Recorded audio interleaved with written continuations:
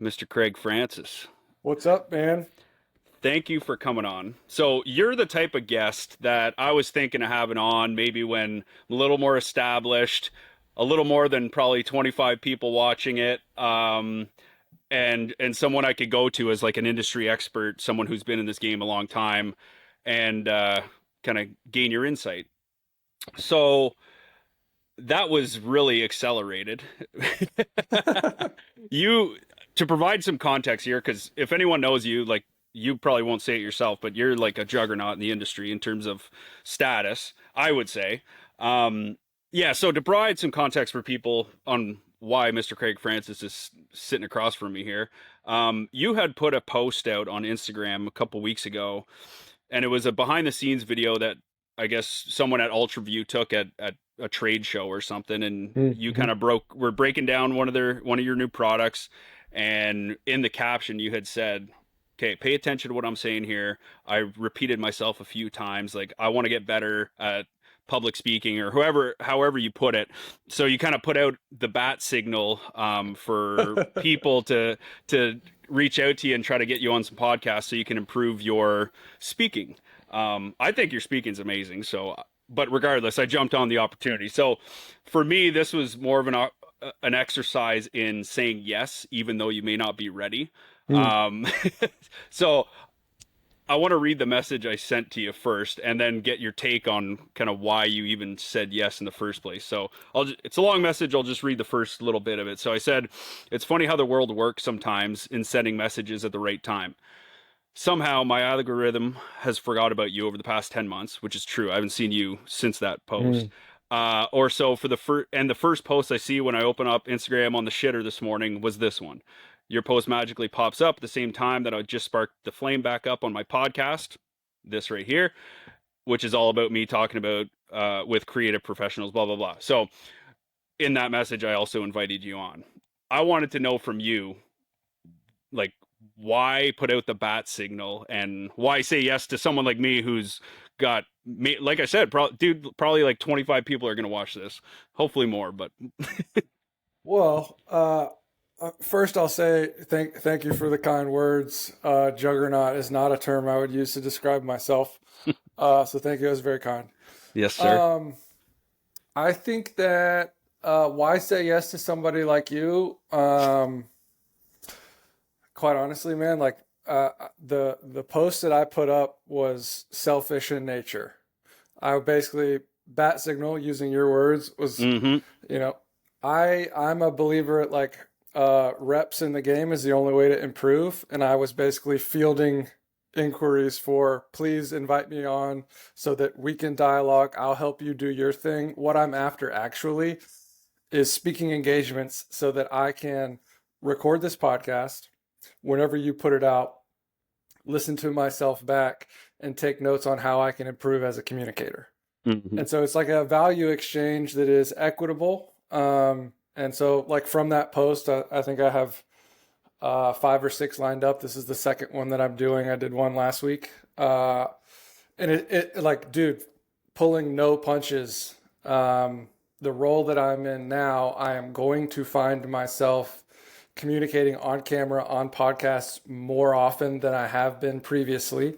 Mm-hmm. Um, and it's something that I self evaluate that I could improve by getting more reps. And so I'm just like hungry to get reps. And so you told me like, hey, my show is in its infancy, it's very young, no one's going Yeah. to watch this. Like that doesn't bother me at all because that's not I'm not out to do this right now looking for building platform for myself, my own personal brand for what we're doing at UltraView just yet. I'm Yeah. like, I don't think I'm as good at this as I would like to be. The only way to get better is to do it. Yeah. So you're helping me just as much as I'm helping you. No, I love it, man. Like, where does that come from? Where you want to keep expanding and getting better at something that you're already pretty good at, man? Honestly, like, someone like you, in with how much experience you have. Obviously, you said in this new role with UltraView, it's something you're going to be doing a little more. So you've identified that, but why even put in that extra effort to kind of hone that skill? Man, I'll tell you, I'm pretty like ruthless in my pursuit of things that I deem to be worthy of my time or valuable for myself or my partner's business, things that I'm doing. And so to me, it's like uh, I don't view life through a framework of like I have achieved a skill set. I'm going to plant a flag. I have arrived. I Mm-hmm. just don't. I don't think that's the way that the world works. I am interested in projects and pursuits and personally narratives that are driven by trajectory, not destination. Mm-hmm. Because one of the old sayings that I picked up from a buddy, Webb Smith, progress is a trajectory, not a destination.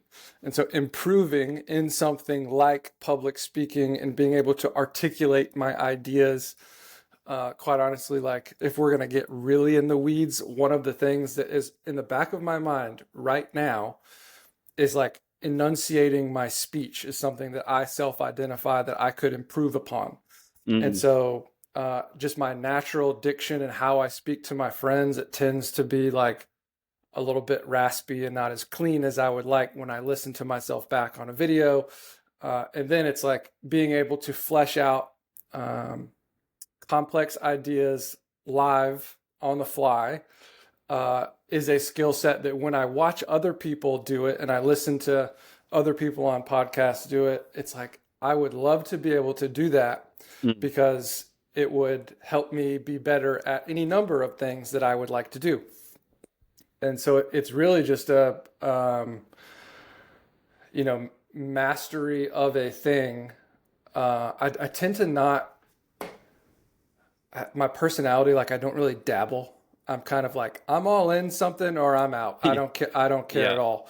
And so pursuit of mastery is an idea that I'm really attracted to just in my nature.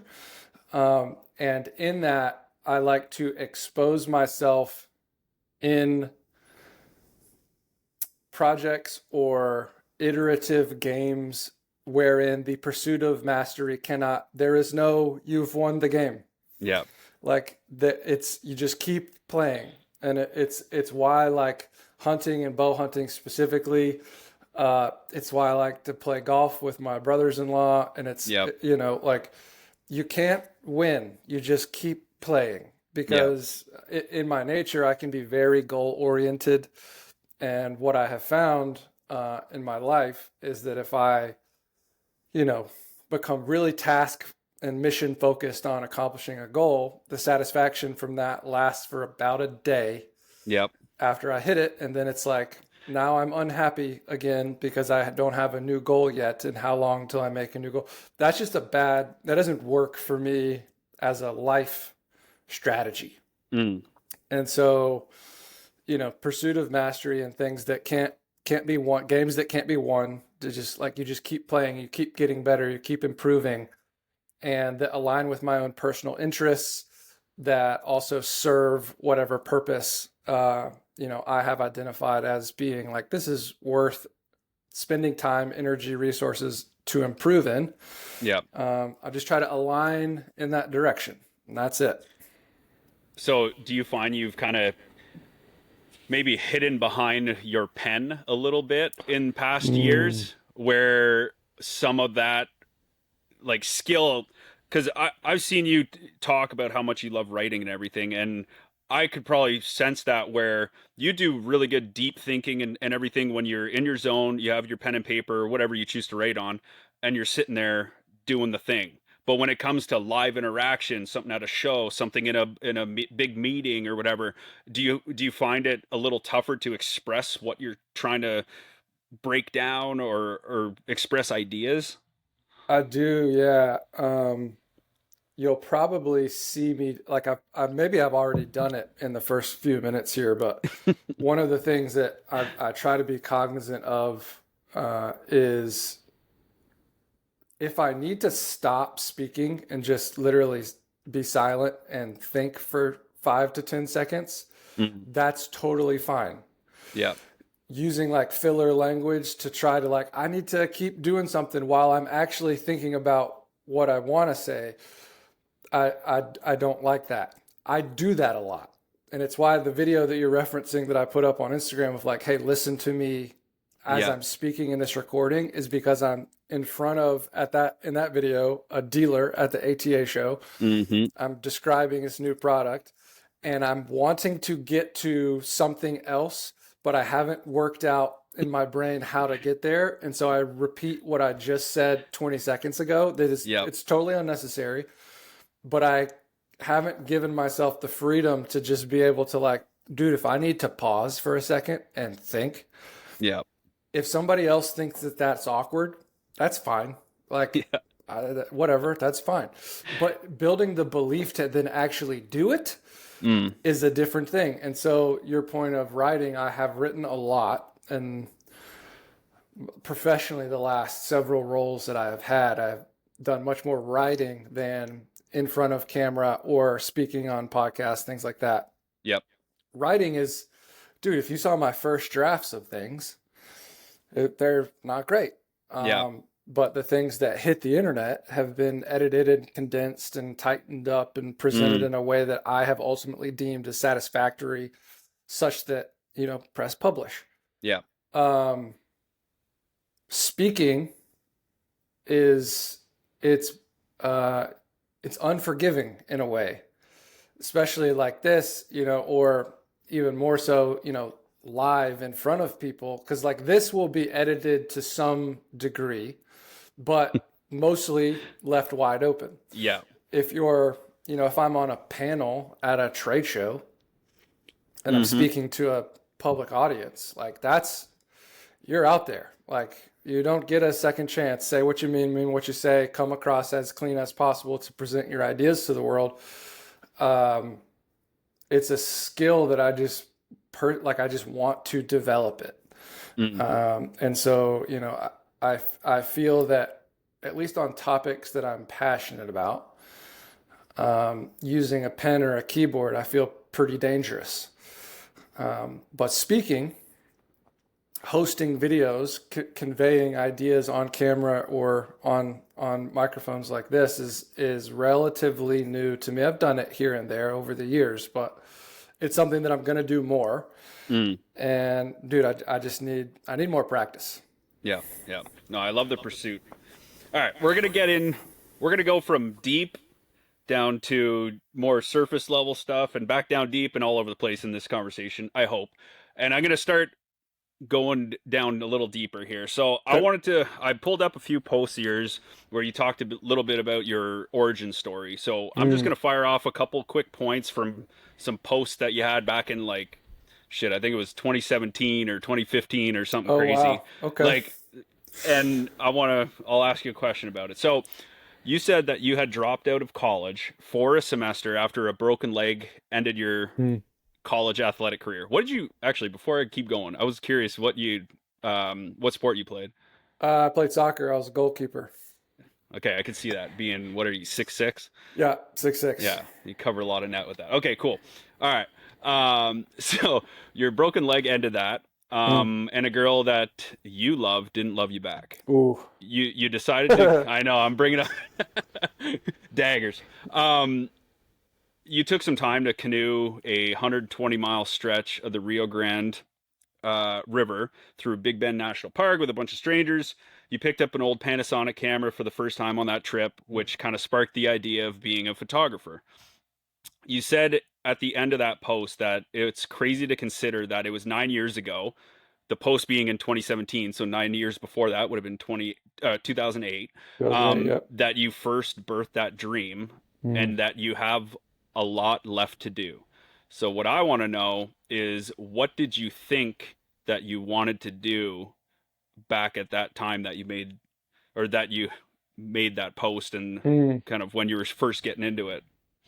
That's a great question. And before I answer it, I want to call this out. This is a belief that I have had for a long time. I know exactly the post that you're talking about. It's me standing on a river with that old camera. I think like a hemp necklace on that was popular back in the day. I know exactly the photo that you're talking about. And it stuck out because it's like super low quality. Like, it looks nothing like the rest of your feed. Super gross, right? But here's the thing. I'm 37.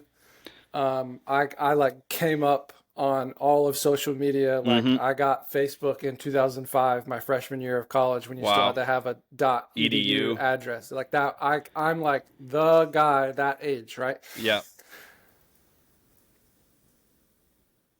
That post from, what'd you say? When did I post that? 2017? 2017 you posted that. Okay, Yeah. so, you know, 7, 8 years ago, Mm.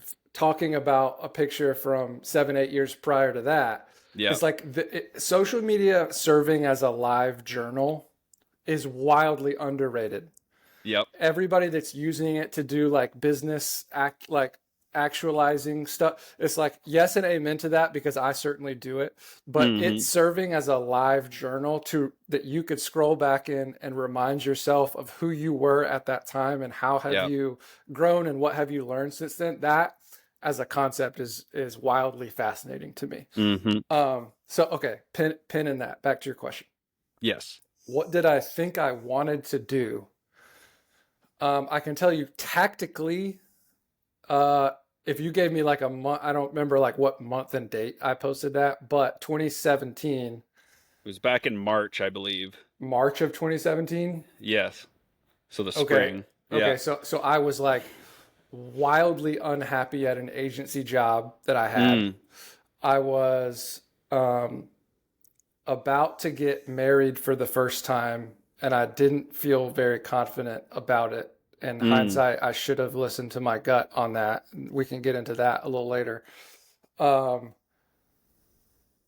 I was just like hungry for a life that I thought I could. Back then, dude, I was so arrogant. I was like, I deserve better. Mm. And I was like, I'm gonna do more, I'm gonna do bigger. And in hindsight now, like looking at that, like remembering who I was then, I think I still had a massive chip on my shoulder, and I thought I had something to prove to the world as I defined it. Mm. And I was kind of like, honestly, I was not a healthy person, and I was pretty angry at the time. I didn't really know that. But what I would have said I wanted to accomplish then is like,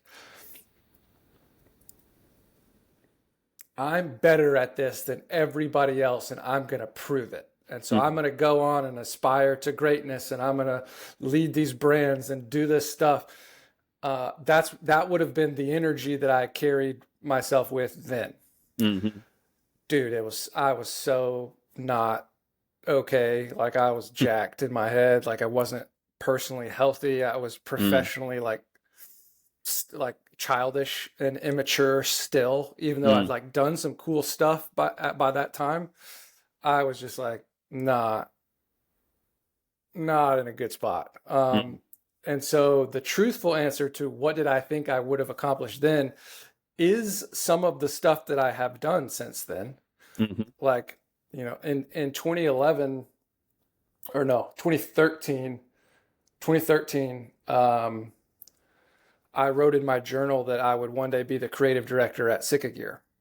No way. Back in 2013, you 2013, before I ever shot a single photo for Sitka, which I started like shortly thereafter. I photographed the EV2 whitetail launch in the southeast. I was like, I'm going to be the creative director at Sitka Gear. That was like the greatest professional aspiration that I could come up with in my head at that time. Yep. And people got to remember 2013, I met a dude in the airport in Arizona a couple years before that had a Sitka Gear jacket on.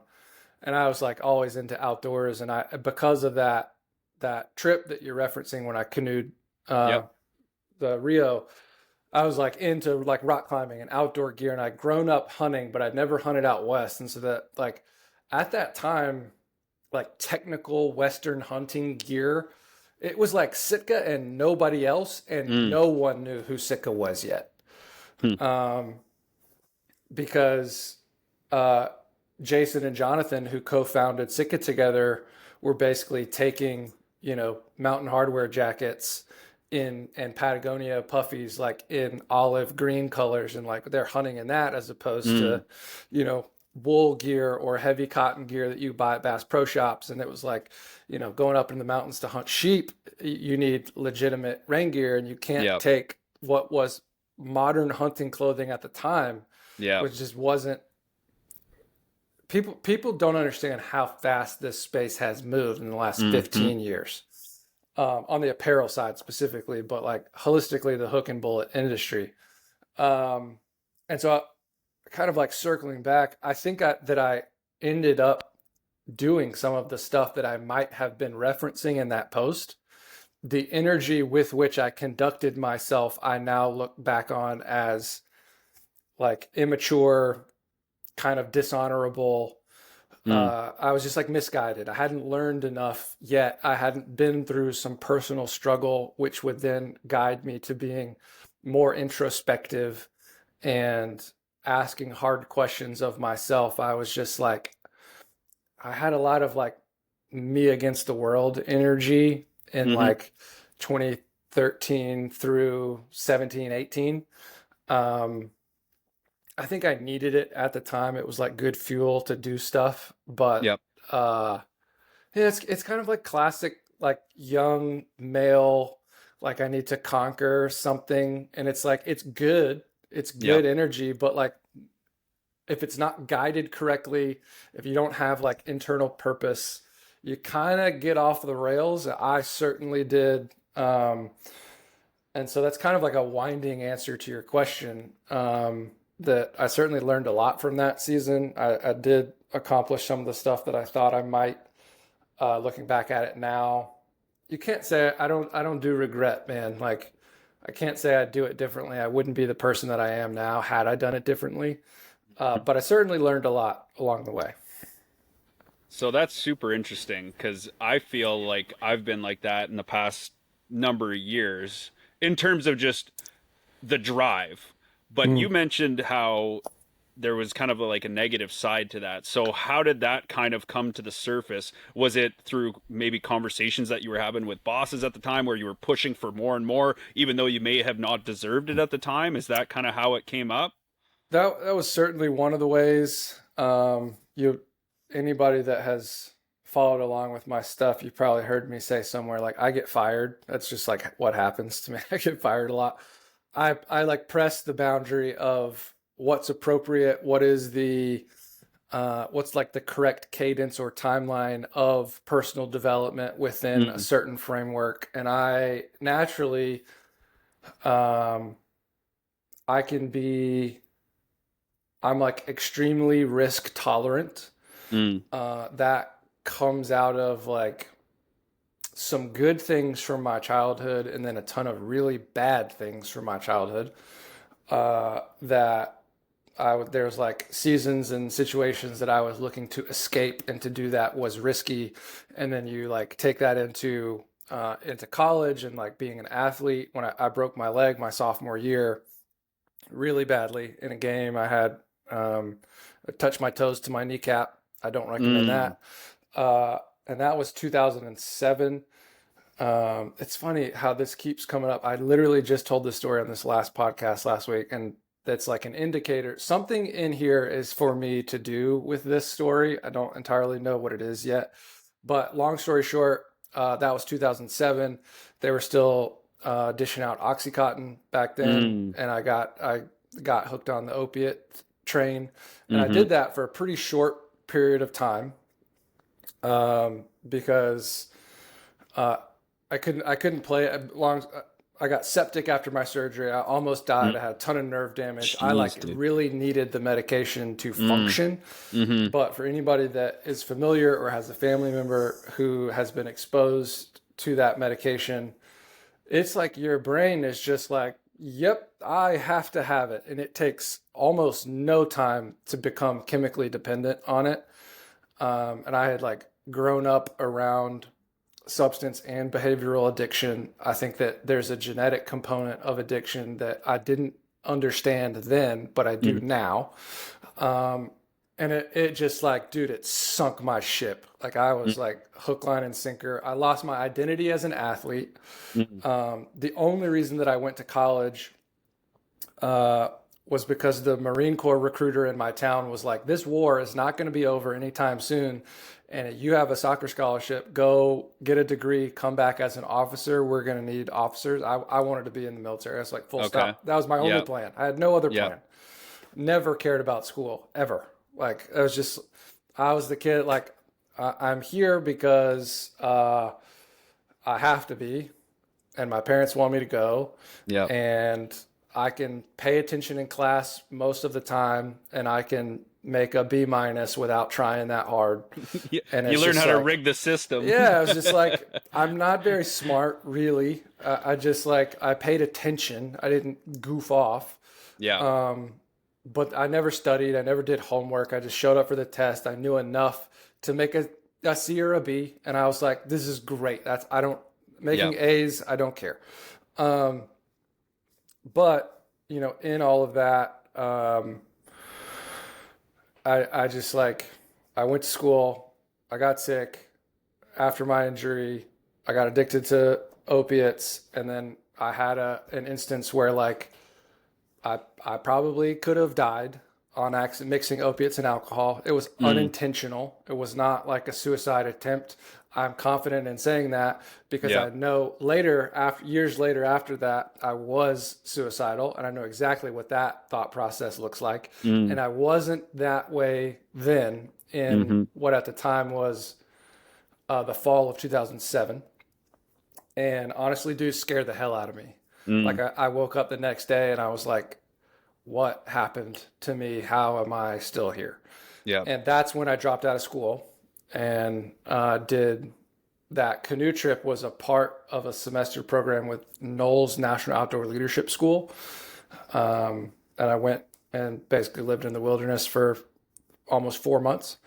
And that was the first time I took a camera outside and kind of like charted the new phase of life that I didn't know it, but I was building foundation for the future of my career Yeah. by just trying to like get healthy.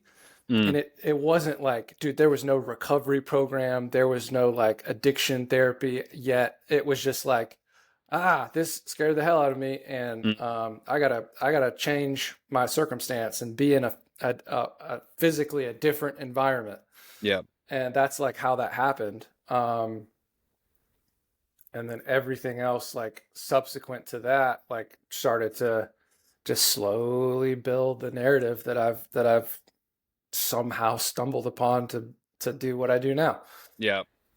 So what do you do nowadays to kind of keep things on the tracks mentally?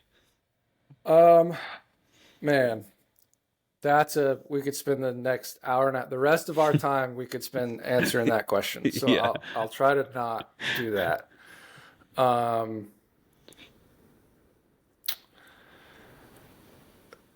a, a lot of things is the punchline. I, dude, I lived a life that was, and before I answer this, I gotta work this out in my head. I am working on becoming like more forthcoming, and like honesty is something that has become very important to me. There are still like sections and segments of my story that I'm unwilling to share publicly. Yeah. And I know you're not asking me to, but I'm just like gonna walk your audience through this. It's difficult for me to answer all of that without peeling into things that I'm still personally working on. And so this answer might not feel super tactical because it's like I'm still working like as a person, but um, I have really come to value authenticity in the sense of sharing what you have learned up until the point of where you are now um, as a way to better understand yourself. And if you put out something into the world, people will come back to you. And that's why I said this is interesting. Somehow, both of these podcasts that I've done in the last 5 days, I talk about a component of my addiction story. hmm And it's like I've been a little bit public with that. There's a lot of it that I'm still not public about. but it's interesting that it's come up twice in subsequent order. I've had some other like non-recorded conversations where it has also come up recently. And to me, like that's an indicator of like there's something here, there's something for me to do with this. I don't know what Mm. it is yet. But what do I do now? I use my story as a vehicle to try to help other people. It's like a gratitude thing. If for any of your listeners that are familiar with a more traditional like 12-step recovery program, like expressing gratitude and is a part of that program. Um, and so I don't know if you've ever seen any of my like post-it notes that I used to write.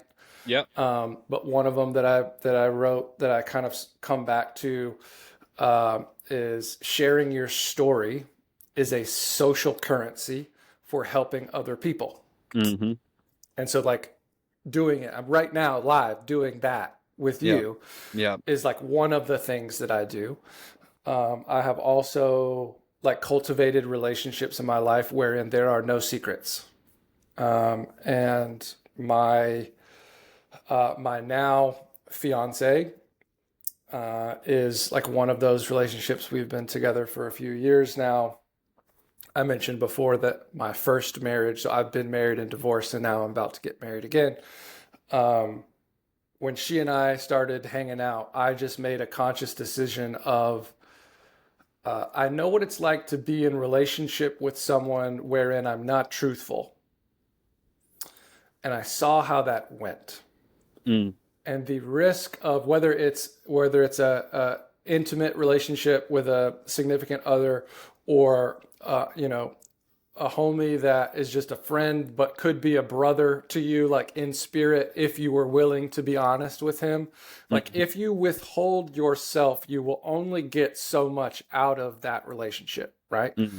And it just seems like, well, that's simple math, of course Mm-hmm. that's the way that it works, but actually doing it is terrifying because what that means is, and I could be projecting, but what it meant for me is if I told anybody the truth, then no one would ever love me who I really am. Mm. So I need to present this facade to the world that would indicate that I'm the man, I'm good at what I do. And this is kind of what I was referencing earlier, some of the energy that was like me against the world. It Yeah. was like, it wasn't a conscious effort to like fake the funk and present myself better than I was, but like deep down, I knew that I wasn't healthy, Mm. but I wasn't willing to admit that to myself or do anything about it. Mm. And so I just like gritted my teeth and just by sheer force of will was like, I'm going to fight my way through the world and do the shit that I want to do, Mm. which is that's potent medicine, and you can go a long way with that kind of self-talk, Yep. but it's corrosive on a long enough time horizon. And dude, I ran out of steam and I fucking crashed. Like it was Mm-hmm. bad. Yeah. And so after doing that, like cultivating those relationships wherein you're 100% truthful, that's probably the main tactical thing that I do now. Yep. Is, in the relationships that are key and core to my life, I have made an agreement with myself that for better or worse, and if you do this, sometimes it is for worse, Mm. I will tell the truth. And what you open yourself up to when you commit to telling the truth is you give the people in your life the opportunity to love you as you are. Mm. That is like wildly difficult to do, actually, because it's terrifying. Mm. And if you have, like, everybody's life is hard, man. Like, I have some highlights that, like, in a worldly sense, people would be like, oh, like that, you've had a hard life. Dude, everybody's life is hard, just for different Yes. reasons, Yeah. Like, there's that saying is like the hardest thing that you've ever done is the hardest thing that you've ever done. Yeah. Your perspective is your own, right? And so it's Yeah. like the hardest thing that I've ever done does not correlate to the hardest thing that you've ever done, because we've had entirely different lives. We have literally never spoken before today. Yeah. But like your life has been hard. It's just been different hard than mine. Yeah. Yeah. And so building those relationships that you can lean into when you need them, um, trying to express gratitude as best I can, building a life that does not uh, allow me to run headlong into some of the disaster zones that I know are present for myself and people that are wired like me. Hmm. I like tactically avoid certain places and things and people. It's like I can't. That is a problem for me, and I don't go over there. Yeah. And so it's a mindset of I try to be considerate of my future as much as possible, because uh, I know how easy it is to blow my life up because I've done it a couple of times. Yeah. Yeah. And so I just try to like build a life that smartly avoids that and then buffers with positivity, gratitude, healthy relationship. And thus far, that is, serving me pretty well. But I don't get complacent. Yeah. Like it's something that I always work on. Yeah. No, it's beautiful that you've recognized that and actually have put it into action to take the steps to avoid it going down a bad path again. So Yeah. that's awesome. Okay, let's climb up the ladder a bit, back to a bit more surface level stuff. So you were basically a freelance photographer running your own ship there for like 5 years or so, correct? I had like, I wasn't totally freelance for all of my income. I had like hourly jobs and was freelancing on top of that. But Gotcha. yes, Okay. but yeah. So why did you take the path then of going down more of like the work for a company route rather than go the full freelance route or start your own creative agency or something? Yeah. So, I kind of, um, first photo I ever sold professionally was to Matthews Archery in Mm. 2013-ish. And I was pretty early in the idea of I'm not having a good time at these hourly jobs. I came out of the coffee industry and I roasted coffee for a Brazilian holding company, and I could talk to you for days and days and days about Damn.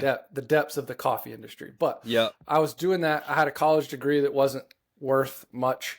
Mm. I graduated into the teeth of the '09 recession. And so like my first job out of college, I poured concrete for $8 an hour, undocumented, straight cash. And it was just Wow. like, that was the only job I could find at the time. And then I got a job at Starbucks because it was $1 more. And then I like did the coffee thing. I worked at Starbucks, and then I worked at this other coffee shop. And there I met this guy that owned a roastery locally in Greenville, South Carolina. And I worked there for a year and a half. And then I met this other coffee roastery, and then I worked there for almost 2 years. And I just like, that was what I did. Yeah. In doing that, I was like, dude, this like kind of goes back to some of my discontent. I Mm. I I had bought into the idea that my parents. This sounds like bad against my mom. I don't really mean it that way, but she grew up in the go to college, get a job, find a safe job. Like this is the path for your life. Yep. I did that, and then I was like, the world is it fucked me. Like this isn't Mm. working. Yeah. And I'm a white college educated male in the United States in Mm. 2012, 2013. Like this country owes me more than I have been given. Mm. Which like saying that now is like, dude, the arrogance of me back in the day.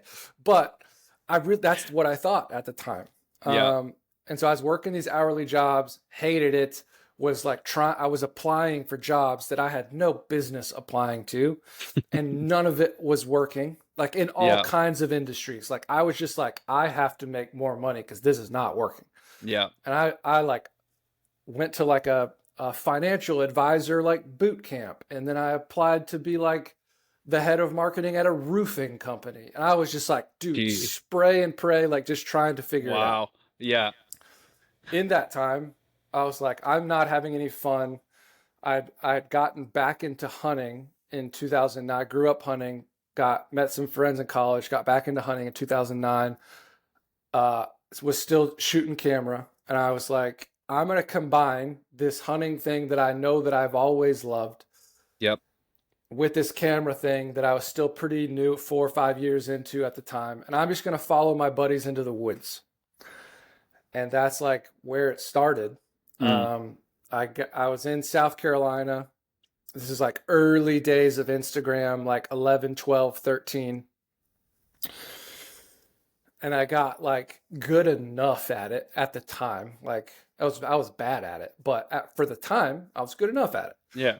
And so I started like networking with brands and doing the freelance thing. And then what I was really objectively bad at the time was like the sales side of freelance. Mm. I was like, just wasn't, I didn't know. I'd never done it. I didn't know. Yeah. And I felt like I wasn't getting enough traction on like pitching to be able to win business as a freelancer. But I was just like telling the whole story as I was doing it live on Instagram. And so I got a reputation kind of like early outdoor Instagram was like, that guy knows a lot about Instagram. Yep. And so I had an agency approach me to come run social media for their clients. And their clients at the time were Yeti, Tangle Free Waterfowl, Yep. and Zeiss Sport Optics. Mm. And so it's like some pretty Jeez. serious players. Yeah. And so I moved to Kansas City. I worked at that agency. I was only there for about a year, and then I moved back to South Carolina, and I got invited to work at another agency as the director of content, and that was where I heavily traveled the country, did a ton of like saltwater fishing work and apparel brand work, and I was there for like 3 years, and started to learn just about like business as a whole. And so I had done some freelance stuff, and then I'd done a couple different agency things. And so really the only other stool at that table is the in-house at a brand. Yep.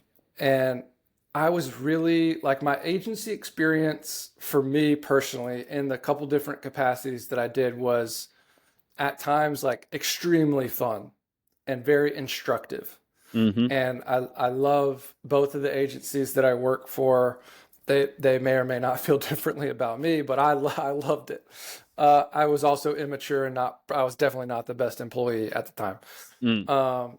But I didn't like the agency model of like the client is always right, kind of is the punchline in agency world. And I was just like, I'm dumb enough to be like, no, they're not.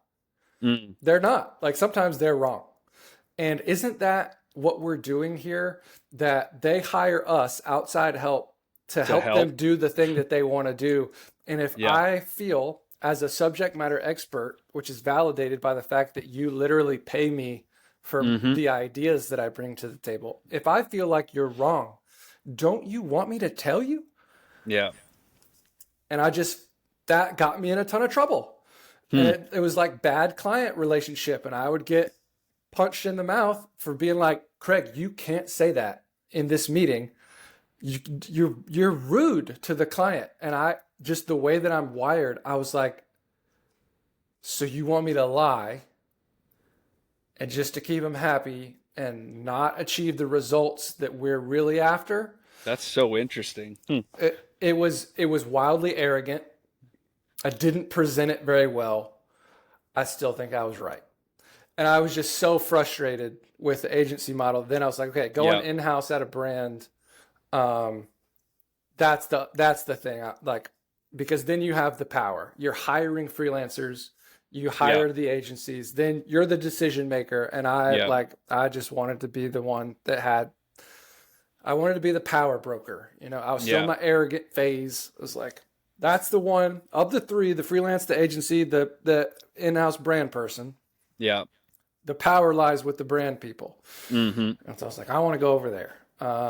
and that was in 2017. I got my first internal brand role at Filson out in Yep. Seattle. Mm-hmm. And I was there for 2 years, and then moved over to Bozeman, Montana, worked at Sitka for 5 years, and now I'm Yep. at UltraView. So I Yep. got 3 brands in a row. I like the brand side. It's my favorite team of all the Yep. teams. I like being on the brand team. So perfect segue here. So UltraView. Yeah. When coming into a new role in a company like UltraView, what are kind of the first set of moves that you action when you're coming into that Mm. brand role? Well, I'll tell you, it depends wildly on what role you're coming in to take. Yep. So at UV, I just started in October. It's now the end of January, so I'm coming up on 3 months. Yep. Came in as the vice president of brand and marketing, and have been entrusted to basically do an assessment of the entire brand creative and marketing department Mm-hmm. and make adjustments as I see fit, with the buy-in of Colby Hanley, who's our founder. Yep. I've been entrusted with a lot of power and a lot of autonomy to do what I want, which I don't take lightly. It's an incredible responsibility. Um, and my answer to your question would be very different in the role that I'm in now versus some of the roles that I had previously, where I was like lower on the totem pole, middle management, or just like a cog in the wheel that was Yep. like, I'm a grunt doing the work, versus now I lead an entire department. Yeah. My That's the answer, perspective that I'm looking yeah, for sure. Is like your it's current really different. situation. Yeah. Yes. So present situation, um, I will tell, I was actually texting a dear friend the other day, who I won't mention his name, but he's like, the way that you described me at the very beginning of the show is how I would describe this Mm-hmm. guy. And I said, we have a very good relationship. I owe him a lot. I said to him, dude, I'm like, now the context was like, now that I'm an executive is the kind of context. Mm-hmm. I have talked so much shit about executives for the last 10 years because I felt like they just didn't get it. Mm. I take it all back. I take it all Mm. back because the amount of stress and the consequential decision making frequency that is just always like, it's all day long. Like, I'm going to Yeah. get off this podcast, go back to my email inbox, and there will be some decision for me to make Yeah. that will materially impact our business and or people's lives. Like, Mm. that's just the way that it is. I really like didn't understand. And again, this was like the immaturity and the arrogance earlier in my career that was like the mental load Mm. of being like a director, VP, higher level person who is responsible for direct reports and budgets and all the things. Like, I didn't get it Yeah. until I started to do it personally. And I Mm. got exposed to it really like my last 2 years at Sitka. And now I'm like actually functioning in it here at UV. Um, it's just like, man, it's a lot. Like, Mm. honestly, it's a lot. And so I can to answer your specific question of like, what do you do when you come into the role? You can take this a couple different ways. Ultimately, if you take the kind of like brass tacks approach, which I in some percentage, I do ascribe to this brass tacks approach, Mm. is that coming into a company at a higher level, like a VP, like I am now, it's pretty unforgiving because what we're saying as the company to hire someone as a high level director or a VP is like, you have proven your expertise and skill set in a specific subject matter elsewhere. Yep. You are coming here to bring that expertise to us. For that, we are going to pay you one of the higher salaries within this company. The exchange is that you have a limited amount of time to put your expertise on display and help us grow this company. Should you not be able to do that in a specific time window, this was a failed experiment. You are done. Try better luck next time. Right? Yeah. Like, now, let me be very clear. Colby, our founder, has never said that to me. That is just a belief that I have. Yeah. Because of course that's how it is. Of course that's how it is. So you have to be very pragmatic in your assessment of the current state of the union. When you come in and you say, like, here are things that are not being done that I believe should be done based on my years of experience.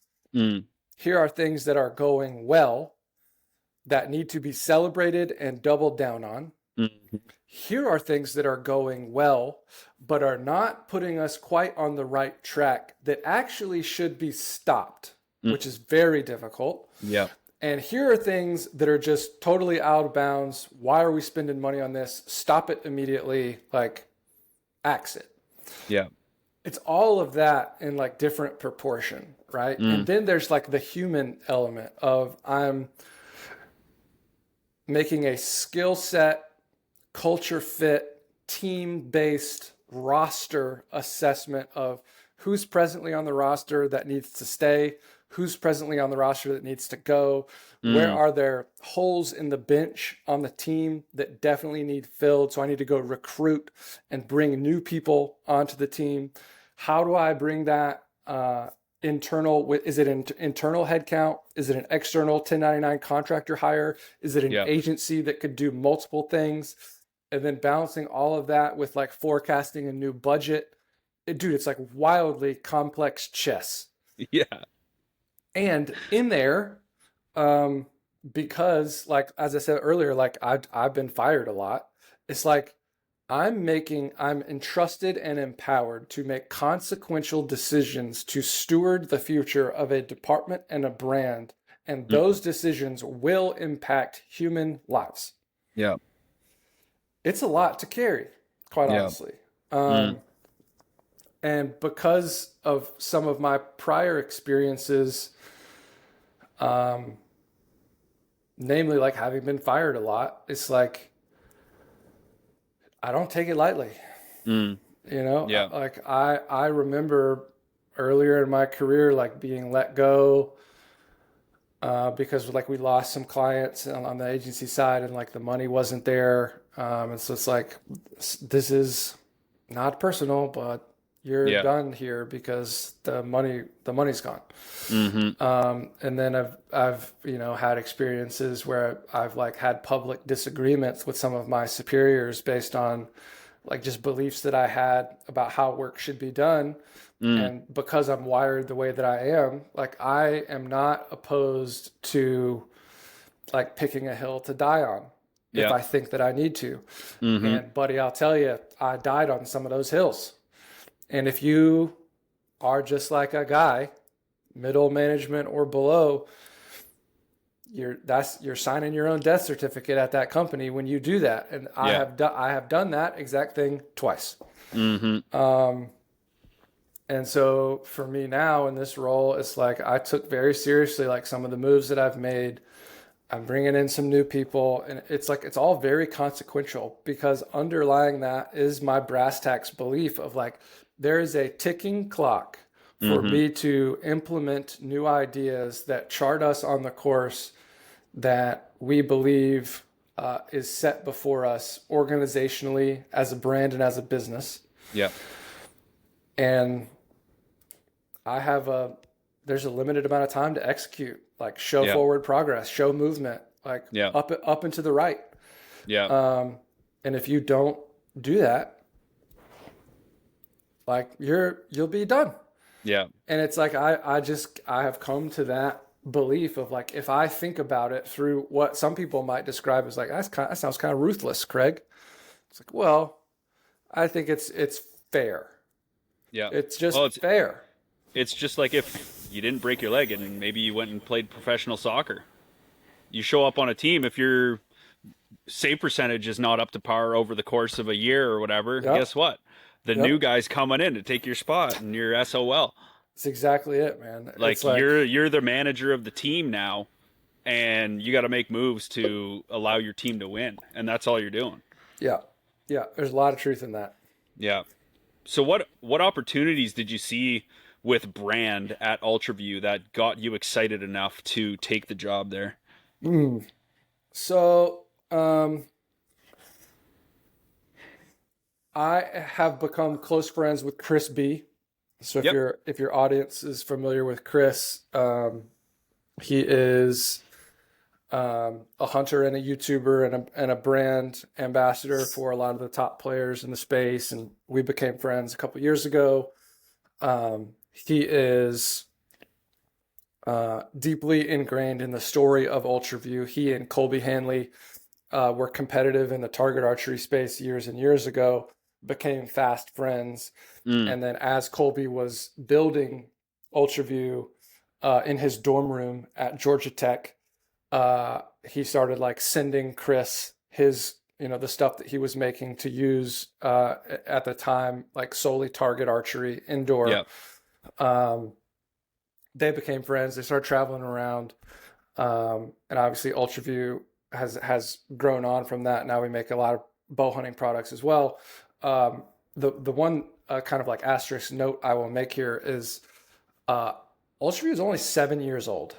Wow. It's quite small, actually. Yeah. We don't really present that small, which is a testament to all the work that was done before I was here and the people that did it. I take no credit for the prior to really like even just like a month ago. I take no credit for anything that was done at UltraView. However, 2 years ago, Chris was like, "You need to come meet my buddy Colby. He runs UltraView. I think that some of your ideas would be helpful to them on the trajectory that they're on as a business." I was running kind of like a brand and creator consultancy at the time. It was pretty quiet because I was also working like full time at Sitka. They were Yeah. aware of it, documented to the degree that I was like contractually and ethically bound to tell them that I was doing these other things. None of Yeah. that work was competitive with the business of Sitka. Yeah. This is your office hours that you were doing? That, and then I was like doing brand consulting things at the time. Oh, okay. And Gotcha. so Chris and I had done some stuff, and he was like, "You should come talk to Colby at UltraView." And so that was like 2022. Came down to Atlanta. We did like a half a day kind of creative scrum, just workshopped ideas. So that was like prior to the Gen 1 slider launch for, Okay. for people that are familiar with UltraView. And Colby and I just kind of like kept up ever since. We kicked the tires on a couple ideas. Timing didn't really flesh out. And then earlier, kind of like late spring of 2024, there was a lot of stuff going on at Sitka. My time at Sitka was going to be drawing to an end. That was true for me and a large number of other people. And so I was kind of like looking for what's next. I'd already lined up a couple of big like freelance director film project roles. And I was really looking at, hey, I've cultivated all this depth of experience having done this agency and then brand at Filson and now 5 years at Sitka. And it's like, I was really like, I'm going to go back. I'm going to freelance. And I'm right now doing still like a 9-month project with Moultrie that's kind of like a year-long docu-series on this family in Nebraska. And so I was wow. I like got the work for that film. I'm directing it. I hired the whole crew, producing it, like stills, motion, whole 9 yards.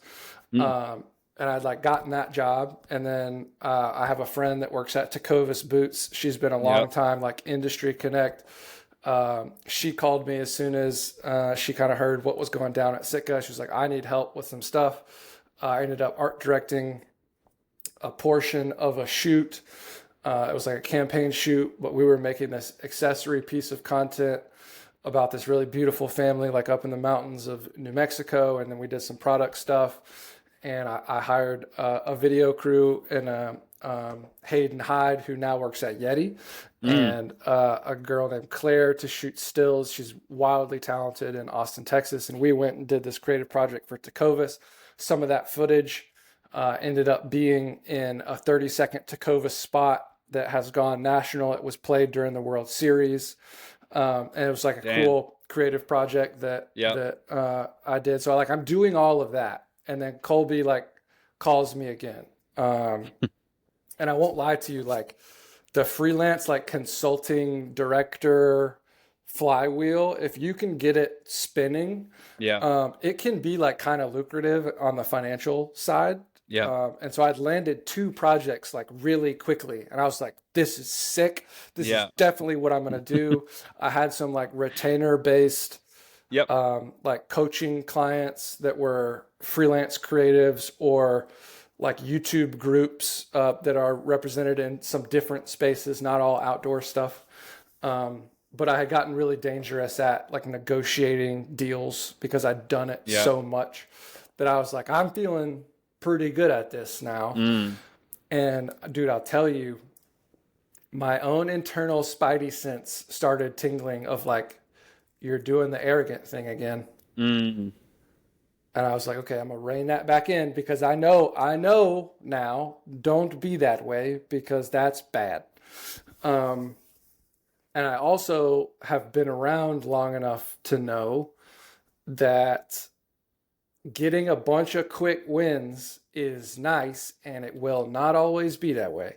And then, it was you're Canadian, right? Yeah. Okay. I'm up here in Ontario. Okay, so it's summer 2024. We're staring down the barrel of an election year. At the time, was not confident that it was going to go the way that I might want it to go, which is how it went. I pulled no punches. Trump 2024. Let's go.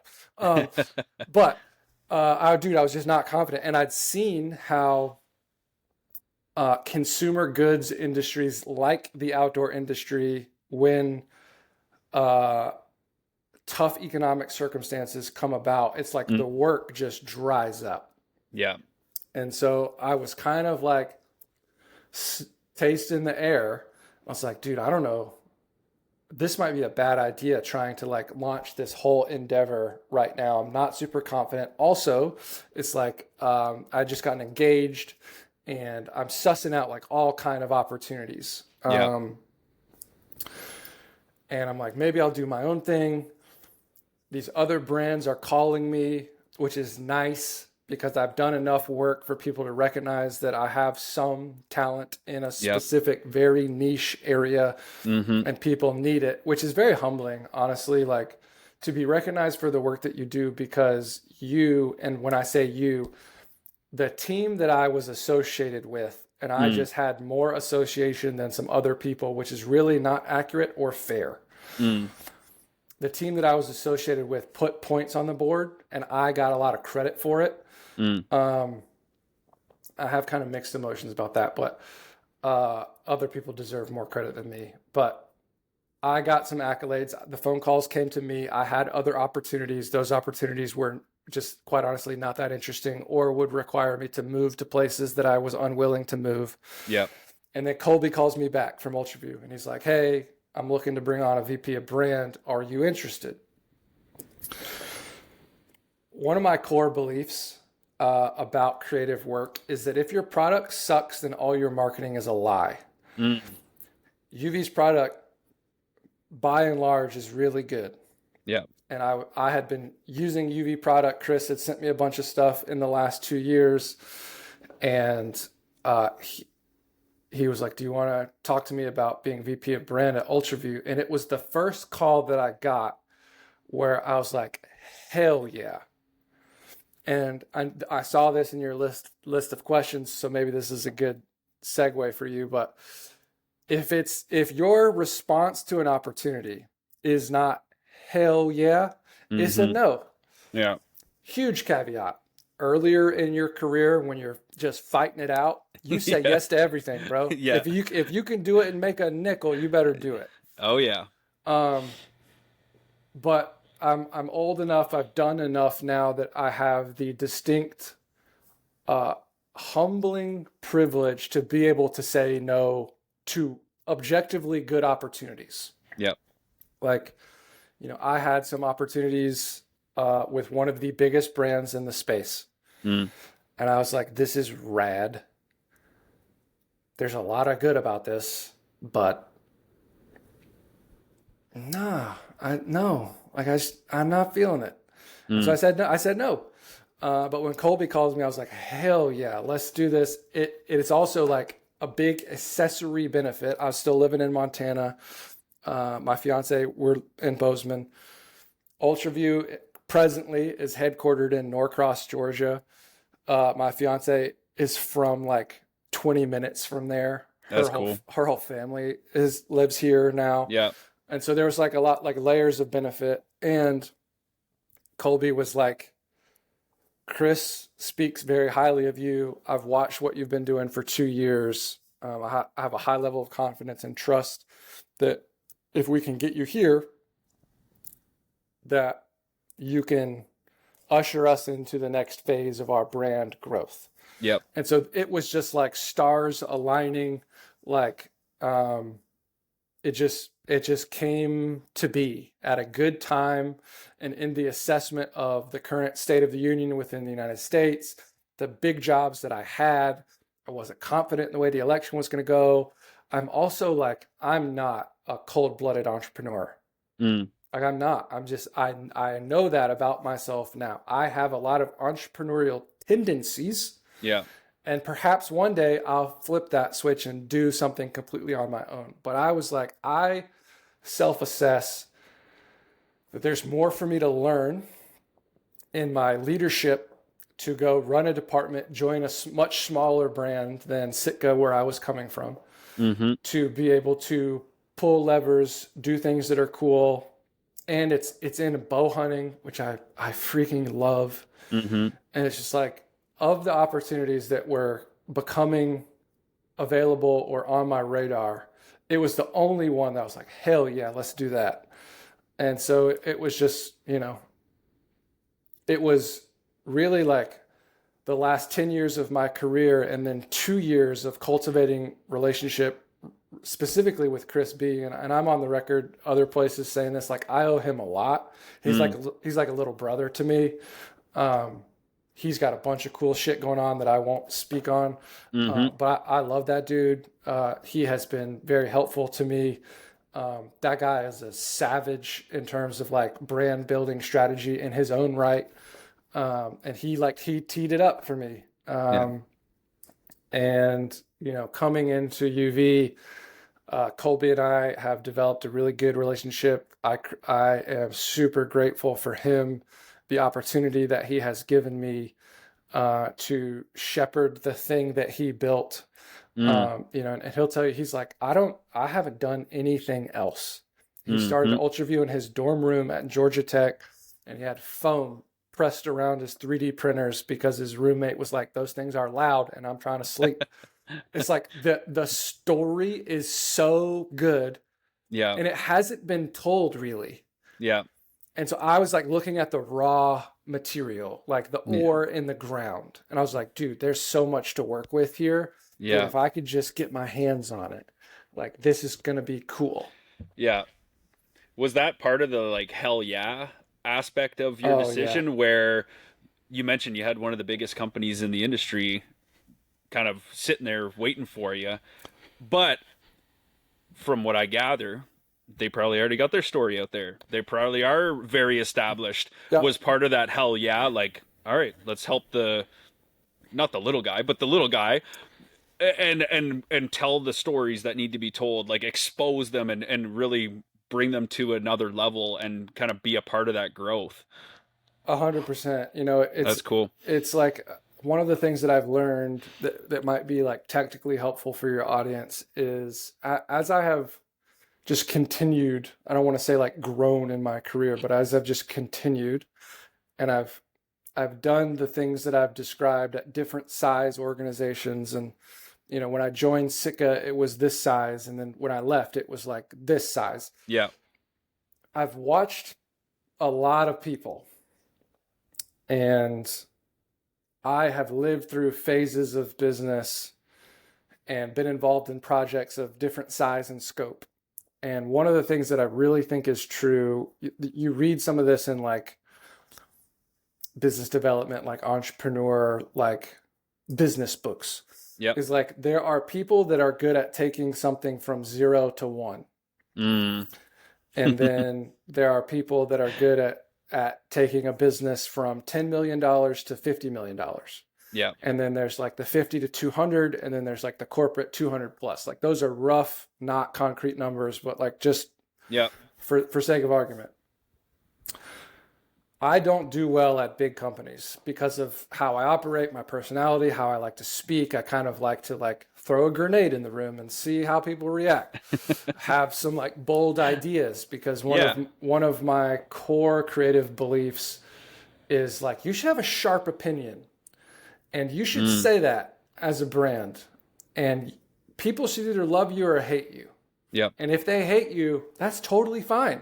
Yeah. The worst result is to just like exist and have a big section of your total addressable market be like, that's fine, I guess. That's the worst thing. Yeah. It's like way worse.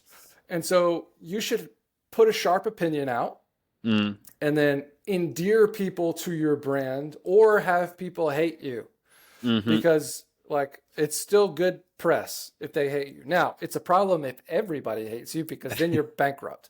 But you should force a decision for people in your addressable market. Yeah.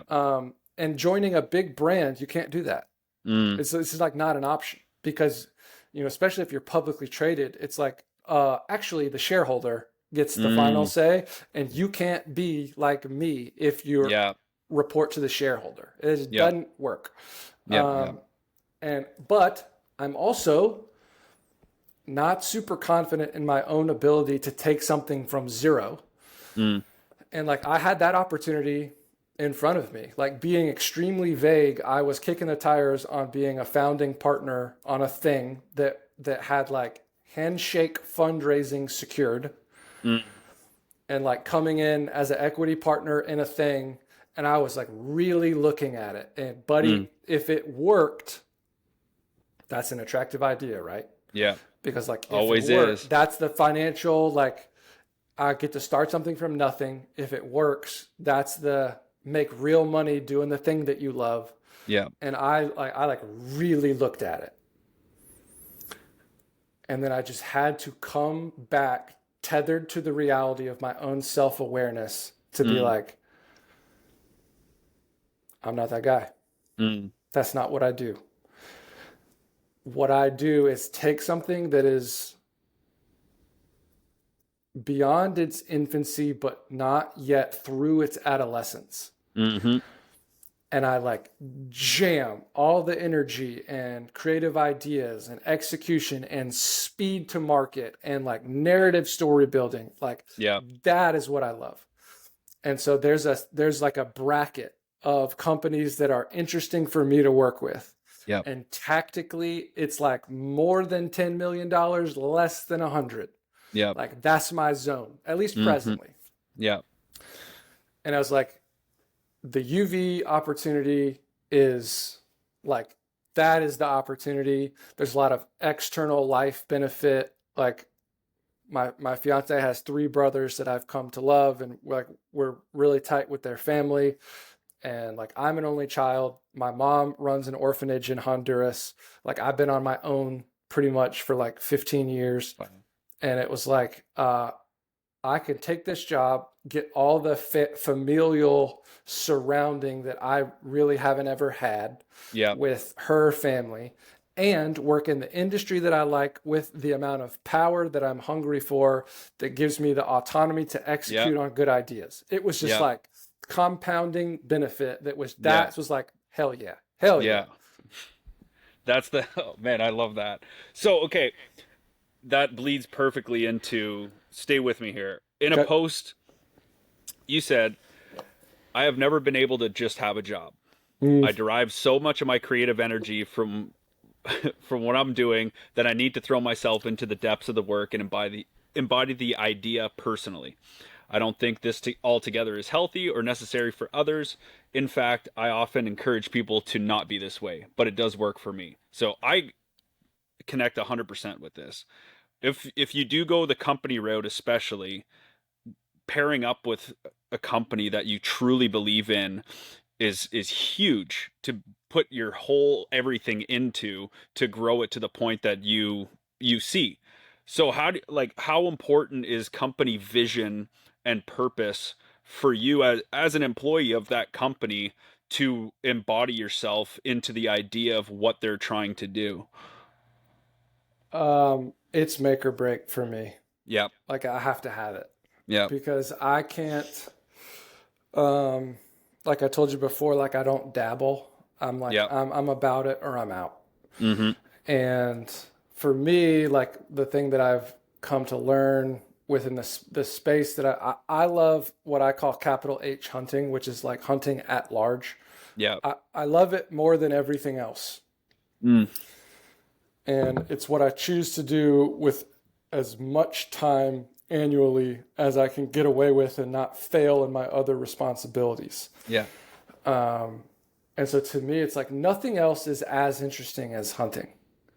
Like other people have other things that are their version of hunting for me, but for Mm-hmm. them, it's like I have a buddy that is a automotive engineer at BMW, and he's like, I love cars.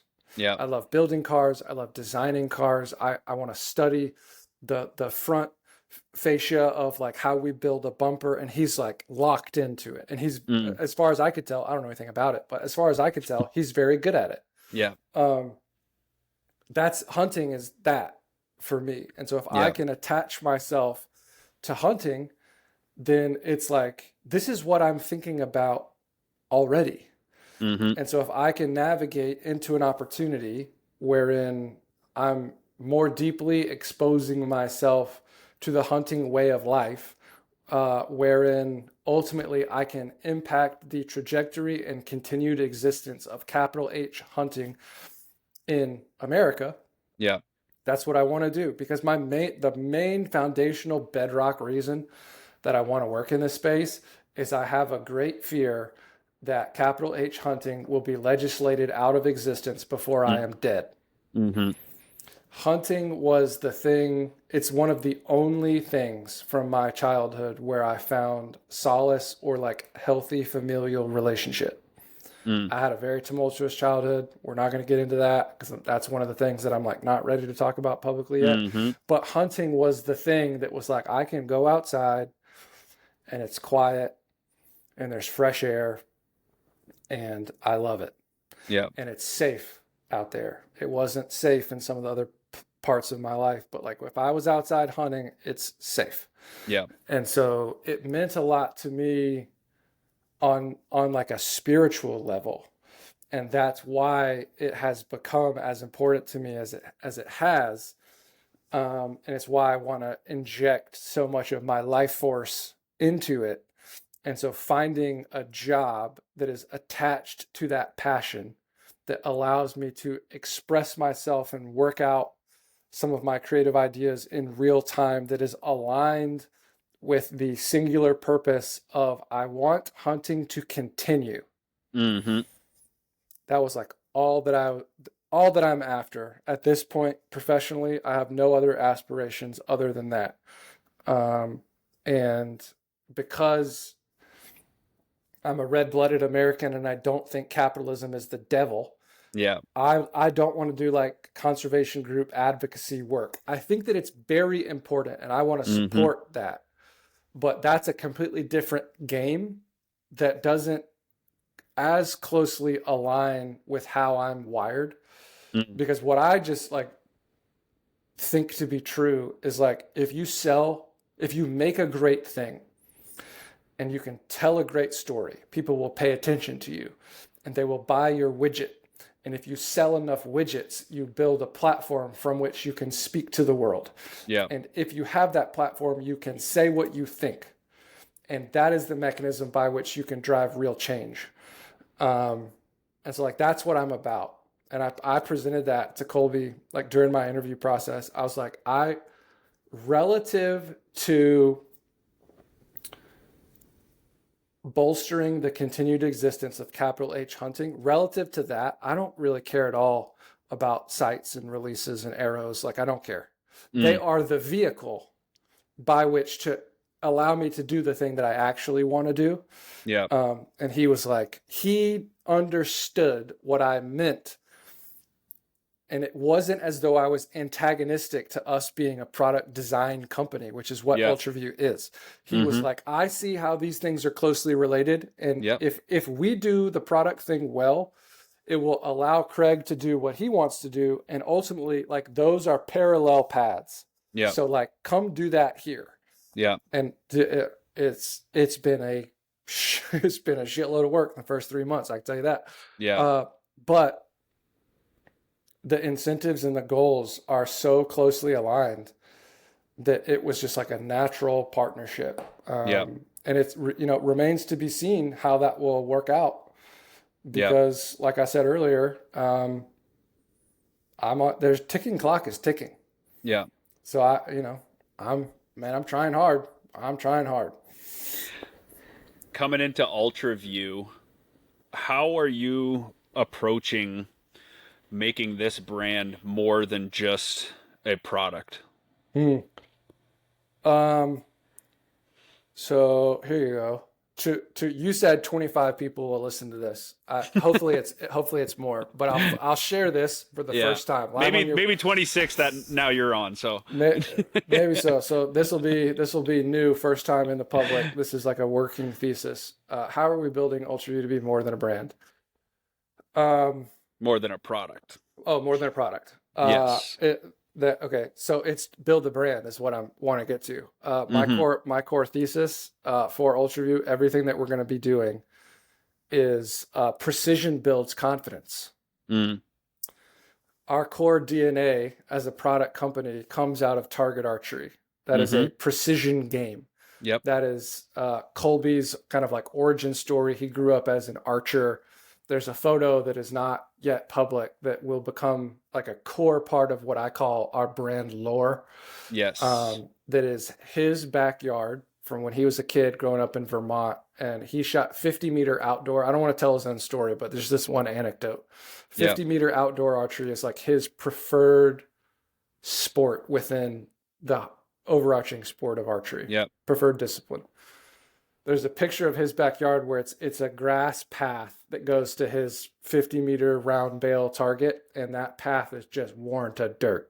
That's awesome. Yeah. And he would just shoot arrows, walk out there, get his arrows, come back. It's just like ground into the path. And, that is our origin. That's a precision game. Yeah.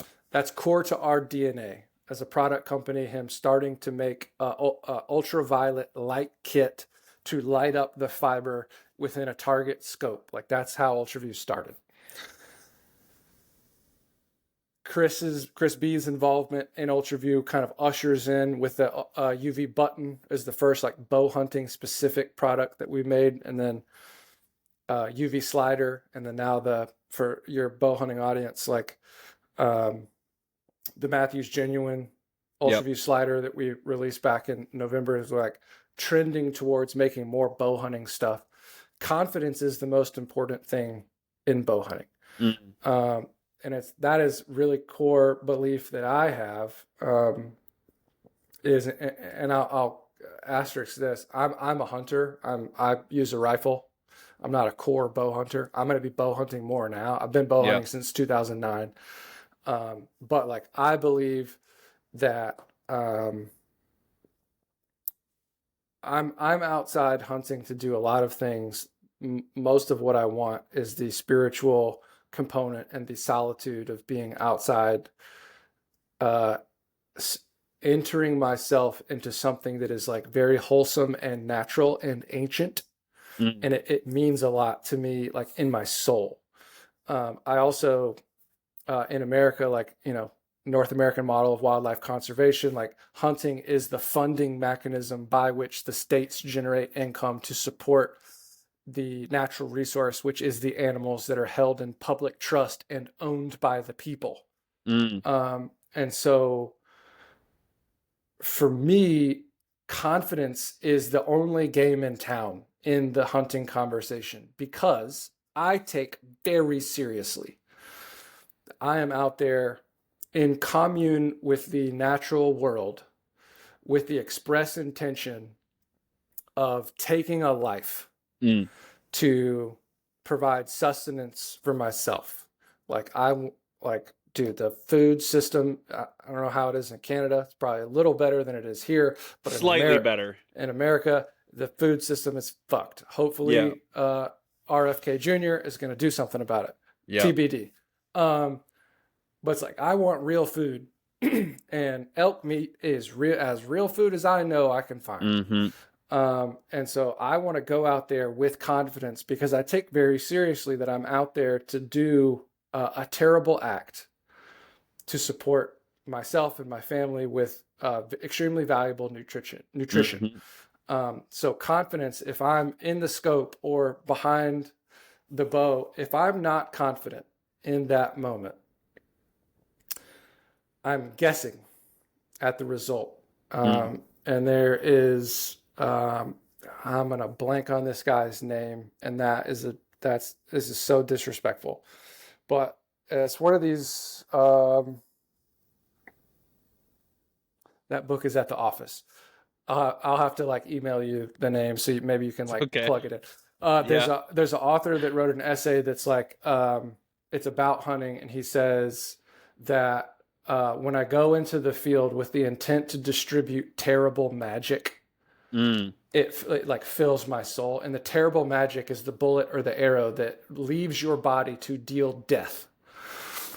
Confidence is it's the most important and the only thing in that equation. Because if you are not confident, then you are guessing with your terrible magic, and you're wounding animals, which is going to happen either way. Like hunting is hard. It's brutal. It's going to go wrong. But if you can be as confident as is reasonably possible by using good gear, and then that's like 10% of the equation. The 90% is, have you done the work to become lethal with your instruments, to go out into the field and conduct yourself with high moral integrity and ethical responsibility, such that when you do decide to deal that terrible magic, that it is as effective as possible. Confidence. So precision builds confidence. That's the narrative bridge. Precision is core to our target DNA. Build is representative that we're a product design company. Confidence is what we offer with our product if you hold up your side of the bargain. You got to do the work. You got to go outside in your backyard. You got to tread that path into the grass. You got to shoot all your arrows. You got to go to the range. You got to know your dope on your rifles. And you got to be as ethical and responsible a hunter as possible. And how that interfaces with really the non-hunting voting public. They decide if hunting will continue. Not hunting people. There's not enough of us in this country. We just get outnumbered at the ballot box. And you see that with some of the legislation that's happening, like ballot box biology, and like you guys have seen it in Canada, in BC, like with the bear legislation several years ago. Most recently in the States, it was like the reintroduction of wolves in Colorado. There's like ballot box biology, and that's because hunters don't have enough of a platform. And the reason that we don't is because we fail to police ourselves. We don't call out unethical behavior amongst our own ranks. And hunting has bad PR. That's like kind of a moniker. There's a thing that you hear because social media is the worst thing that has ever happened to hunting. Because people put dumb hunting shit on the internet for the dopamine hit of likes from their friends. It's also the best thing that's ever happened for hunting because done correctly, it allows you to present the lifestyle of hunting in a way that is, at minimum, science-based, ethically defensible, and morally responsible Mm-hmm. to present the lifestyle that is hunting to the non-hunting voting public. And all I want those people to see us do is like, I may never be a hunter, but I watch how those guys are doing it, and that makes sense to me. Exactly. And when it comes time to vote on it, I have seen people do hunting right. Mm-hmm. And so I won't check the box. Should hunting exist? Yes or no. I won't check no. Yeah. Because I've seen it done well. And so taking UltraView from a product to a brand is about engaging in that conversation, and precision builds confidence is the narrative bridge in which we're going to do that. So what type of stories are you kind of looking out for and chasing to kind of execute that notion of being hunting being a noble pursuit that someone can get behind? Yeah, I have a lot of relationships with people that are actively engaged in this space, and I just basically put the word out. Like, you think like I think. If you hear something interesting, bring it back to me. Cool. And it's like, I would be lying to you if I said like everything we're gonna do is like directly tied to that noble intent. Of Like course. sometimes it's gonna be like I'm leaving on Saturday Mm-hmm. to go bow hunt Aoudad in Texas for a new product launch that'll come out later this year. We're gonna film it and do all the things, and some of it's just like, dude, hunting is cool if it's presented right. Yeah. And so it's like there's entertaining stuff. There's one thing that I think UltraView can do that other brands in our space can't, because of Colby's origin story and depth of expertise within target archery, is like we can do educational content better than anybody else. We haven't historically done a lot of that yet.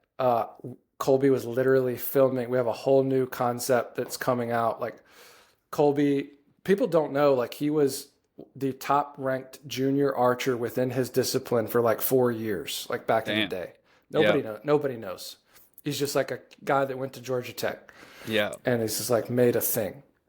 So it's like he hasn't been competing in target archery because he's been building a business. And the amount of stress that I described that I feel is just a 10x. Like he's just way more, because it's like, there's 40 something people, including all of our assembly staff and production, that work at UltraView. And ultimately the agreement that you make as the founder is like, you're responsible for all these people's livelihoods for as long as they work for you. Yeah. And dude, I don't pretend to know what that feels like. Mm-hmm. And so, but he's going to come back. He's going to start competing again. And literally this morning, we have like a YouTube concept that'll come out. The first episode will come out in the near future, of like his road back to a 30x game. Oh, where I it's love like that. He used to be able to shoot 300s like at will. 330x, not a problem. He's gonna start shooting again. And so like this morning, he's like back in the bow shop, like tinkering on his bow, being like, I haven't shot competitively in like 5 years. Yeah. And I'm gonna get back into it. And you guys are documenting all of this? Mm-hmm. And it's like Love start from zero, because that's the thing that people find interesting, is the journey. Like now it might be that it doesn't take him that long, because he has decades of having done it, and the muscle memory is still under there somewhere. Yeah. It might come back like real fast. Yeah. But he also said, he's like, it might take me 2 years. I don't know. Yeah. The result isn't what's important. The story is what's important. And so we're starting from day one. And like I told him the other day, I was like, it's almost better if you're bad at first. For the story's sake. Because it's real. It's honest. It's like human. I was like, shoot whatever you can, obviously. Like, don't be bad on purpose, because that would be dumb. But it's like, if your performance is poor, it's more relatable. Mm-hmm. And so just get back into it. We're documenting the journey, not portraying a false narrative. Yeah. And that, I think, is a compelling red thread. And that's just like one episodic storyline, and we have Yeah. multiple of those within the brand. Um, and so everything that we're going to do is rooted in that precision builds confidence narrative that puts us on a path to building a brand that has real substance. Yeah. Oh, I love that. How's the transition been over the last number of years from like a branding creative perspective, going from let's just build a final product production, like here's what we made, here's what's awesome about it, now to more of the documenting the story of getting there. I feel like that shift has been happening over the past like 5+ years.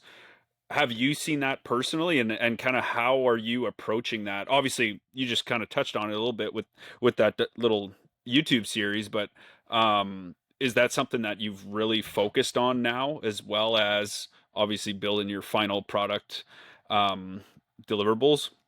Yeah, I think it's a response to like um, consumer attention. Mm, There's a way to tell stories in a way that is captivating and invites people to just pay attention to what you have going on. And like humans, we relate more easily to people than things. And so a brand is kind of like ethereal. It's like people come into it at different touch points. yep. It means different things to different people. You read a ton of books that people try to define what a brand is. Mm, Some of that's great, some of it's bullshit.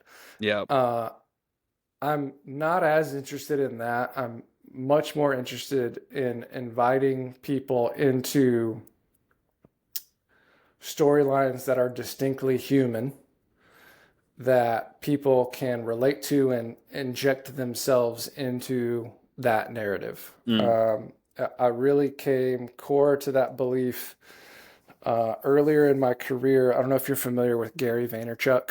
yeah, of course. Yep. Yeah, like super big personal brand, right? Yep. This sounds like a little bit of like chest beating. I don't mean it that way, but like I was super early on his content in like '09, 2010. Yep. We used to email like back in the day. Oh, no way. I'd send him ideas. Yeah, I almost went to Yeah. work. I almost went to work for him. Damn. That was one of the decisions where I was like, I'm gonna go do this. I'm gonna move to New York City. I'm gonna go be under his tutelage and like Yep. learn stuff. And then I was like, I'm not a city person. I will die. Like I can't do it. Yeah. But I learned so much from him, and through Yeah. him, I got exposed to Casey Neistat Mm-hmm. back in the day, Yep. or like way before the daily vlog that he did for Oh, wow. Okay. almost 900 days straight, like Yep. like several years before that. Mm, His method of storytelling and like making movies, as he would call them, on YouTube was so captivating to me. mm-hmm. And so I just internalized that style of here's what I've got going on.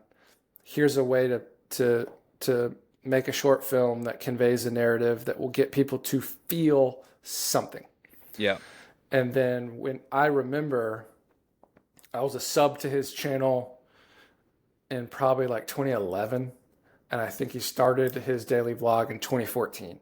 I Mm-hmm. remember when he uploaded his first vlog, he was on vacation, like in the like St. Barts or something with his wife. It's like he's in the ocean. It's like that's all that I remember. And he's like Yeah. talking to Cam, I'm gonna do a daily vlog.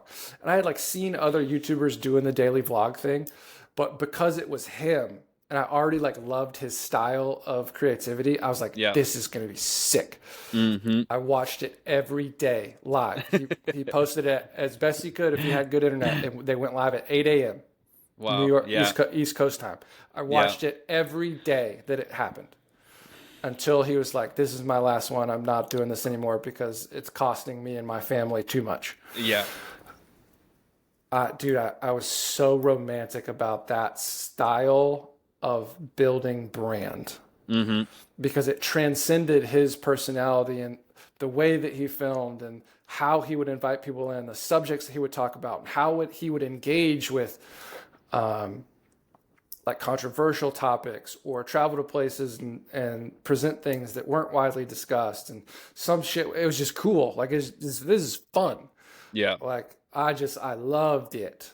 And so, you know, at UV, I'm it won't be exactly like that, but that as a kind of creative framework was very engaging to me. Mm-hmm. Um, I I was standing up a program to try to build that at Sitka right when the pandemic started, and obviously like that just didn't work. Mm. And then after that whole season of life for all of us kind of came to a close, the business was doing other things, and I couldn't go back to it. And so Yeah. UV is like the first chance that I have to really like try to do that. Yeah. And so that's like a little bit of what we're going to do, where we're going to go, how we're going to tell stories is like the organic nature of human attention is like if you tell a good story, people will watch. Yeah. That is my marketing thesis. Yeah. I don't care at all about, you know, paid distribution and Google search AdWords and like all the back end of the marketing internet. Like it's important. Yeah. I'll Yeah. hire some people to do it. But like Mm-hmm. I don't care about that at all. Yeah. Which is like quite honestly why I am a terrible candidate for a lot of marketing roles is because like a lot of big marketing people are like paid. That's incremental revenue growth. If I put in $1 into the Yeah. machine, it spits out $6. That's great. Exactly. I don't care. Yeah. I really don't care because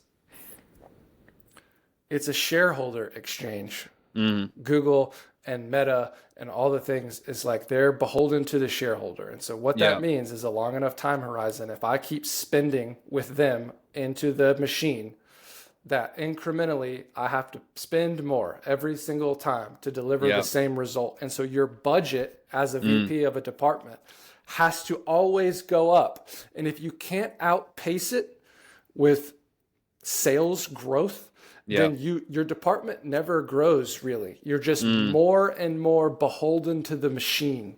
Yeah. I just don't agree. I fundamentally disagree.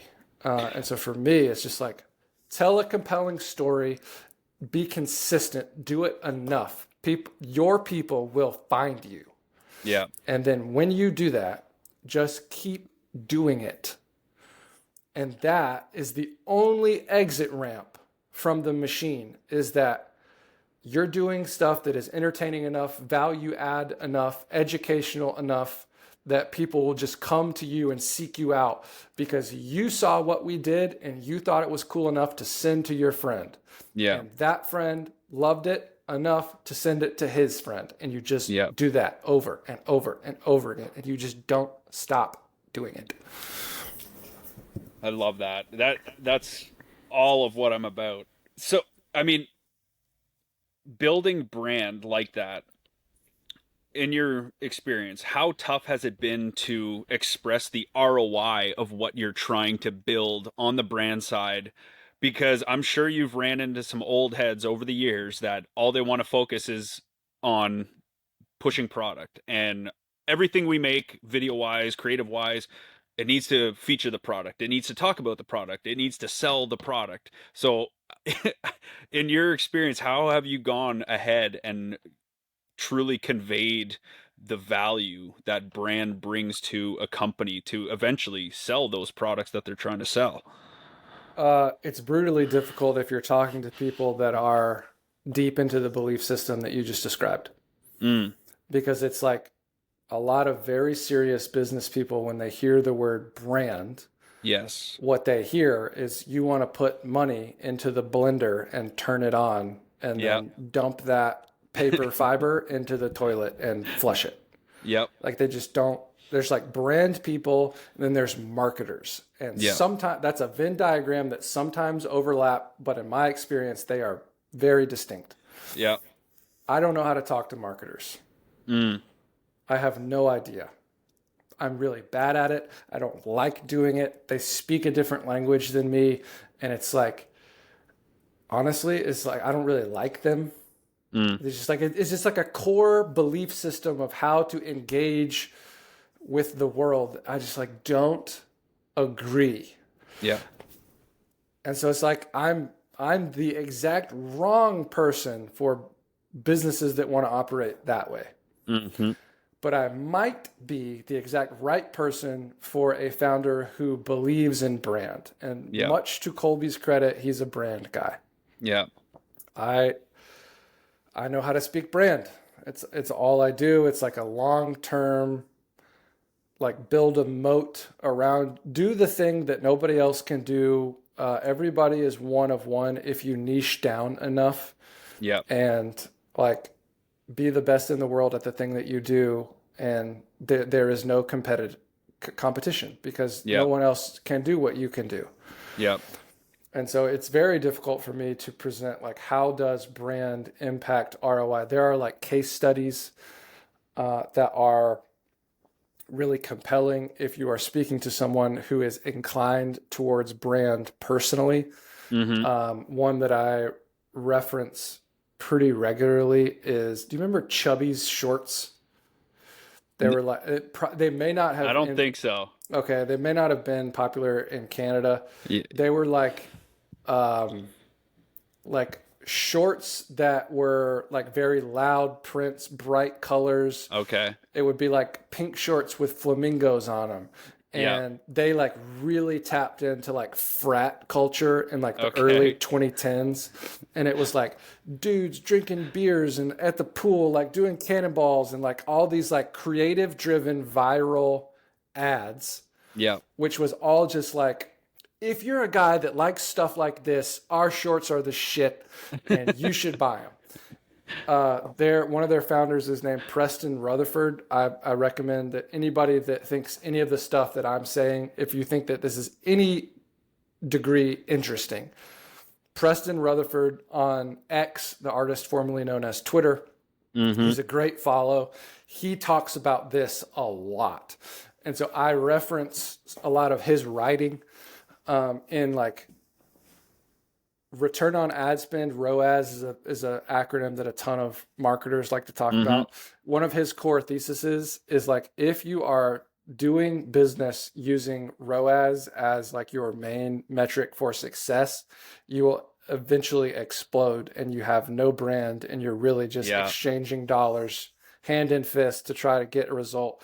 And it's just like it puts a bad taste in your mouth as a consumer over a long enough time horizon. And so I just like share anecdotes and stories and things that I've seen to be true, such that it's like compelling enough to a guy like Colby who believes in brand, who was like very impacted by Steve Jobs and his ascendancy at Apple and how they conducted themselves as like they're a brand and a product company. And so I've really just found myself in like the exact right situation with a founder that believes in brand. And thus far, it's great.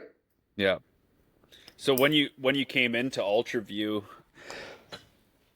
have you sat down? Well, it sounds like you have. Like, have you taken the time to think and plan out like the different pillars that you guys from the brand side are going to be focusing on from a content perspective? So you mentioned a little bit of educational. You're going to have your documenting story pieces.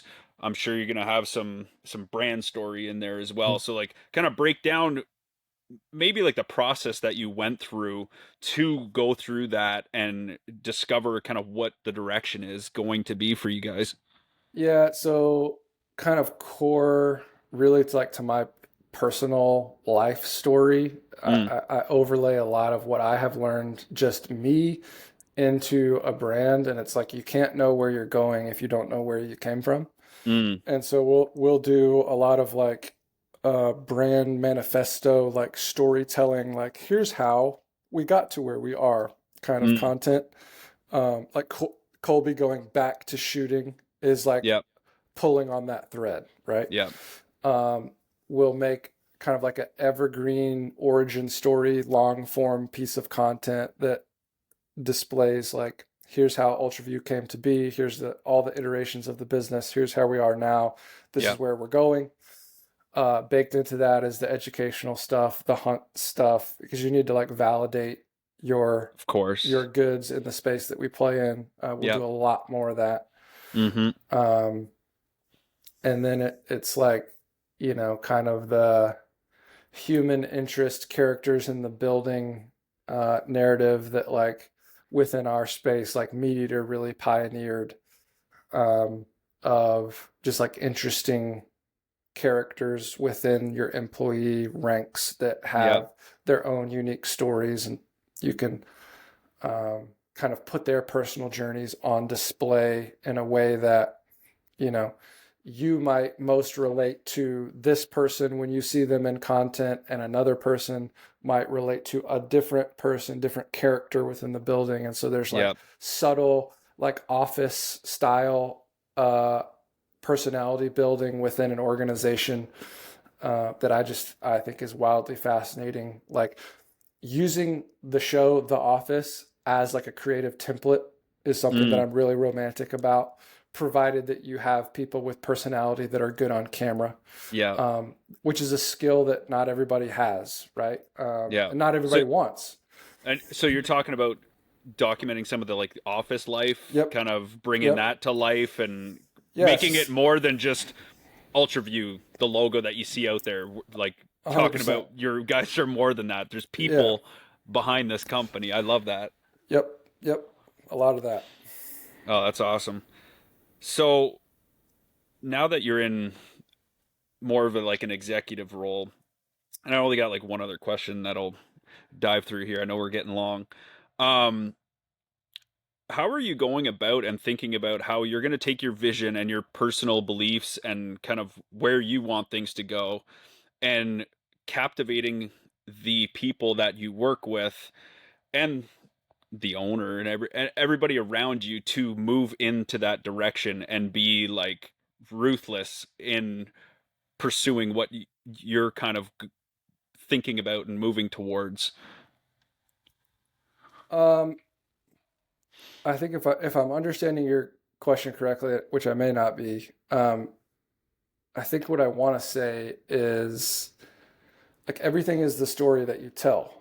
Mm, And so I'm trying to, and this goes back to my caption that you read earlier of like I have to inject myself into what I'm doing.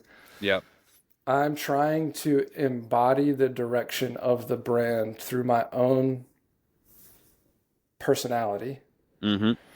and invite people to engage in a similar but unique version of the same thing live in real time, and then somehow coalesce that together to make a brand narrative, um, in such a way that's like inviting for people to follow along.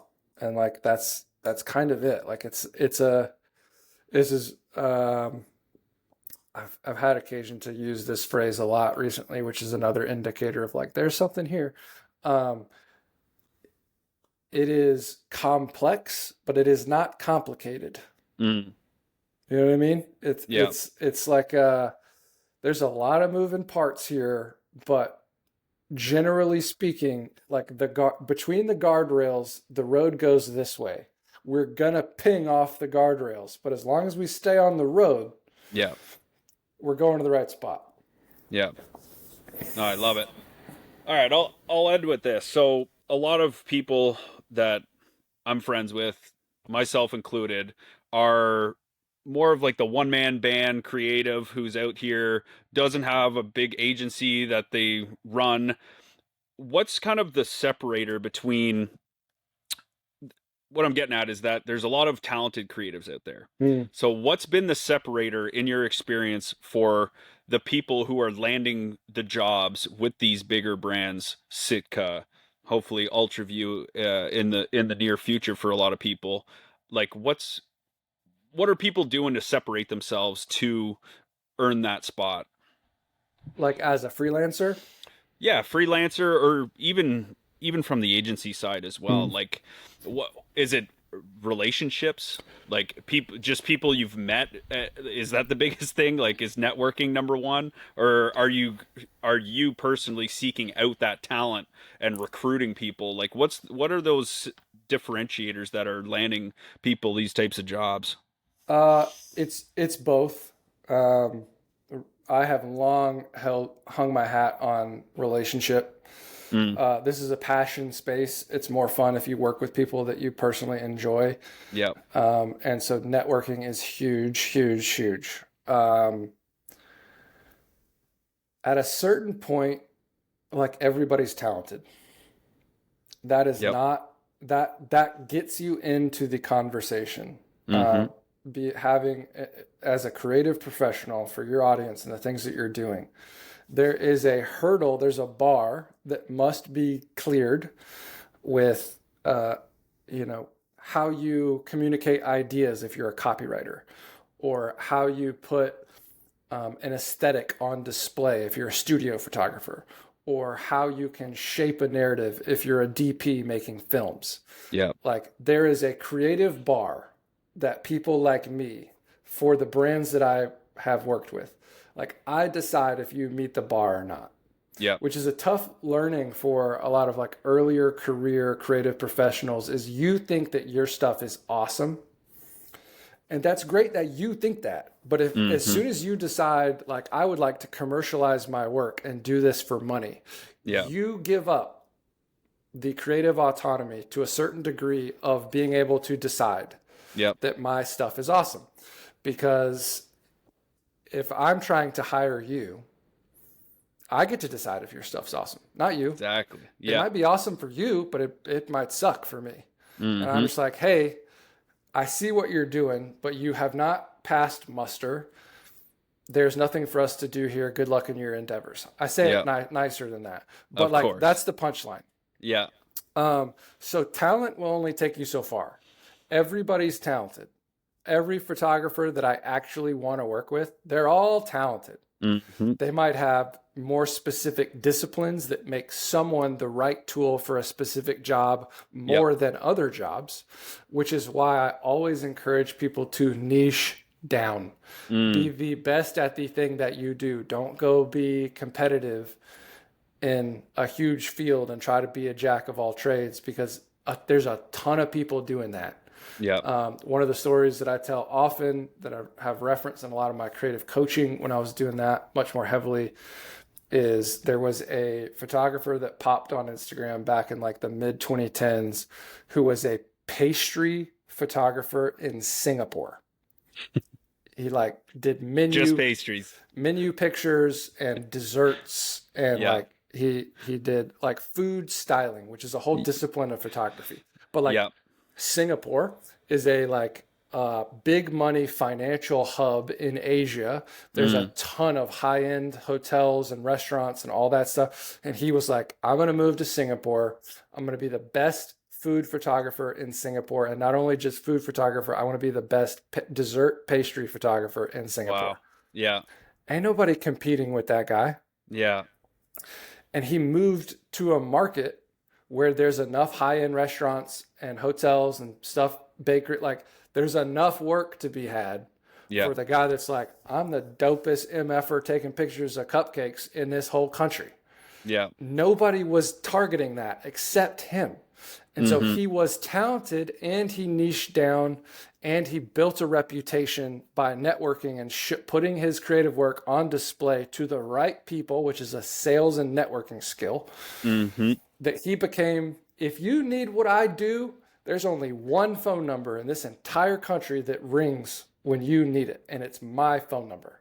Yeah. Like that is the strategy. That is the way to do it. And so it's like cultivate your creative discipline, be the best in the world at what you do, and then engage with a world that will draw people to you when they need what you do. If you are out doing like cold email and pitching and building a ton of decks and just like firing from the hip, trying to do Yeah. inbound business development, which is absolutely a part of the game, especially Yeah. earlier on. Like it's putting reps in, right? It's like, Yeah. how do I present myself in a way that's compelling, that will get this cold email opened and responded to versus just deleted? Yeah. That's a whole thing. But once you get beyond that, everybody's talented. Yeah. Yeah. Your talent will not carry you.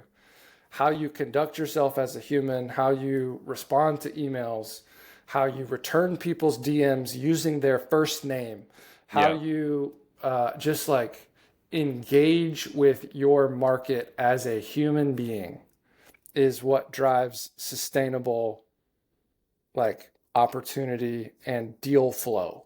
Yeah. And so there are incremental things that you can do that will present yourself, give you better opportunity.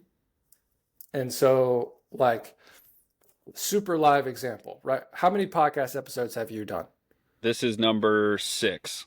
Okay. So I'm going to like live critique your set right now. Let's go. Okay. So like, I'm assuming that you're familiar with Peter McKinnon. Of course. On YouTube. That's basically how I learned to do what I do today. Okay. So like your set, you have like you got this light off of like my camera left, you've got your screen, you've got another light, and you've got a candle burning. You're dark, you've got a key light over here. It's like your set is designed, like you took time to try to figure out how to light your set. You're on a legit camera. We're on this different podcast specific recording software. Like it is indicative to me that you took time to like hone your craft. That's the whole point of this podcast. It's good. It's gravy. You're putting in more effort. Okay. Yeah. What I'm going to tell you is that's icing. It looks good. And it needs to look good if you want to continue to do this long term and turn this into a business and have the things that you want to do. That's all icing that you need to get good at. That is your talent. Yeah. As a podcast host, the thing that you actually need to get good at is interviewing. Yeah. Like, can you hold engaging conversation for multiple hours at a time? And then you don't get to decide if you're good at that. Everyone else does. Your listener does. Yeah. And so it's like what I could, like, not blowing smoke up your butt, but it's like you did a relatively deep dive on my content and pulled quotes from my Instagram from up to 8 years ago and presented like engaging and thoughtful interview questions. So it is clear to me that you take this seriously. You've invested in your set. You've got a good camera. You're being thoughtful about your lighting and how you're creating depth in your scene with this candle in the background, and it like looks nice. And you're doing real research on how to have a conversation that maybe will be compelling if your guest can present themselves in a way that is value add, entertaining, well spoken. Exactly. The stuff that I'm after is like, I don't know if I've been entertaining. Maybe I have. It's not for me to decide. Everybody else will decide. Yeah. And, doing that in your own lane for whatever creative discipline you're after is like, dude, all the graphic designers are good. All the photographers are good. All the filmmakers are good. If you're not good yet, just keep going. Cultivate your taste. Develop your skill set. Learn all the stuff about gear. Get better at your lighting setups. Hone your craft. Yeah. And then just don't quit. Yeah. Most people quit. Some people should quit. Quitting is not wrong. Yeah. But if you love it, and this is the thing that I would like, maybe we end with this. If you don't really love it, do something different. Because you have to align as a creative professional, which is your audience. If you don't align yourself with your own natural interests and make that be what you do, you'll run out of gas, you'll be frustrated, you'll just stop. Yeah. And like, by the way, you will run out of gas, you will get frustrated, and you will want to stop. But if you love it, you just won't, because you love it. Yeah. And if you are scratching your own itch, chasing your own creative interest, that is the catalyst that will just keep you in the game. Yeah. And consistency is the only hack. There's no shortcut. It's like you're on episode 6. You know that like 99% of podcasts never make it to episode 10.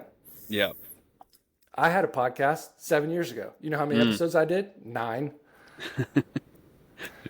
Because I was like, I got too much going on. I don't think I'm that good at this. This is not my thing. Yeah. So I quit. Yeah. I would argue, looking back on it, I was doing it at the right time. And maybe I should have like kept going, but I decided not to because I took the job at Sitka instead. Mm-hmm. And that was like conditional to my going there at the time, is like, you can't have your podcast. Yeah. So I gave it up. But whatever it is that you're doing, if you are naturally interested and dedicated to honing your craft, you will just stick with it. And the tenacity to just keep going is the variable. Yeah. That is people that succeed in whatever version of success people decide looks like success. The only common denominator is those people that you and I would say are a success. They just were consistent. Yeah. Casey Neistat didn't quit making his daily vlog. He did it for Mm-hmm. 800 and something days. He built a massive YouTube empire that will pay him for the rest of his life, and he can just like do whatever he wants. Now, that's Yeah. an extreme outlier, high-end example Yeah. that is like not realistic to target as an option. I hope that someone hears me say that, and somewhere in them, they're like, Craig, don't tell me that that's not realistic.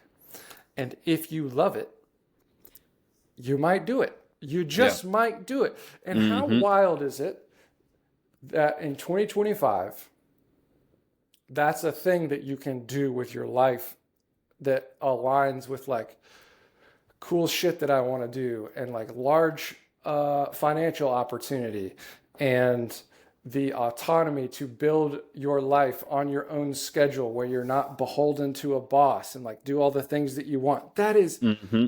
fucking wild, bro, that is a thing. Yeah. It's right there. It is right there. If you're good at what you do and you love it and you just don't quit, it's like kind of hard to not do it, Yeah. which is wild, man. Yeah. Super cool. I love talking about stuff like that. I like watch people doing it, and I'm like, I think they're in the game. Like if they just don't quit. Yeah. Um, The way and it's you just it's the w- it's no, I was gonna say the way you just broke all that down, you basically just laid out the whole mantra of what I'm trying to do here is helping people hone their creative craft mm, and hopefully bring people on like yourself that have the experience to allow people to the courage to keep going. So thank you so much for diving so deep into this. It's funny, while you were breaking all that down, I was thinking to myself, I'm like, I feel like I'm in like an alternate universe. Like, dude, these are the types of things that I used to watch you on your like AMAs break down and mm. talk about and everything. So it's like funny to like I feel like I'm watching the same thing on my screen right now, but you're fucking talking to me like on a podcast that it's just weird, but it's awesome. Um, but dude, there's like a whole list of like tactical shit I could go through, and obviously we're at like 2 hours here. So if you ever put the bat signal out again to come on again, I'd love to put something like that forward and really get in the weeds on like tactical advice for creatives, things like your 3-tier bid strategy, stuff like Oh that. yeah. Like all that's, dude, it's so funny. I was reading my notes, kind of doing some prep for this, and I just randomly searched your name in my Apple Notes, and I forgot that I took all these notes from your AMAs, and the 3-tier bid strategy was Mm. one of like the biggest ones, and that's literally how I go about pitching projects to brands and whoever I'm working with, but I didn't even realize it was connected to you until I read that note. So no, I mean, thank you for not big leaguing me and coming on here and getting as deep as you did with everything that you talked about, man. I really appreciate it. Absolutely, man. Thank you for the kind words. It's nice to hear that some of my ramblings on the internet over the years have been helpful to other Yes. people. That is most of why I do it. Yeah. I don't, dude, I'm not special. I don't think I'm that good at what I do. I'm just like committed to honing my own craft, right? Yeah. Yeah. Um, and so I'm glad to hear that it's been helpful for you personally. Um, I hope that your audience, however big it may become, will get value out of this. I would encourage you to keep at this. I think you have a talent for it. Thank you. I would love to come back on in the future. Yeah. We can talk more. I wish you nothing but success, and I hope you keep going, man. All right, good. Well, I hope your review of this of yourself goes well too, and that you're happy with Yeah, it. So, we'll see. We'll see how I did. good stuff. All right, thank you very much, Craig, and bye, everybody.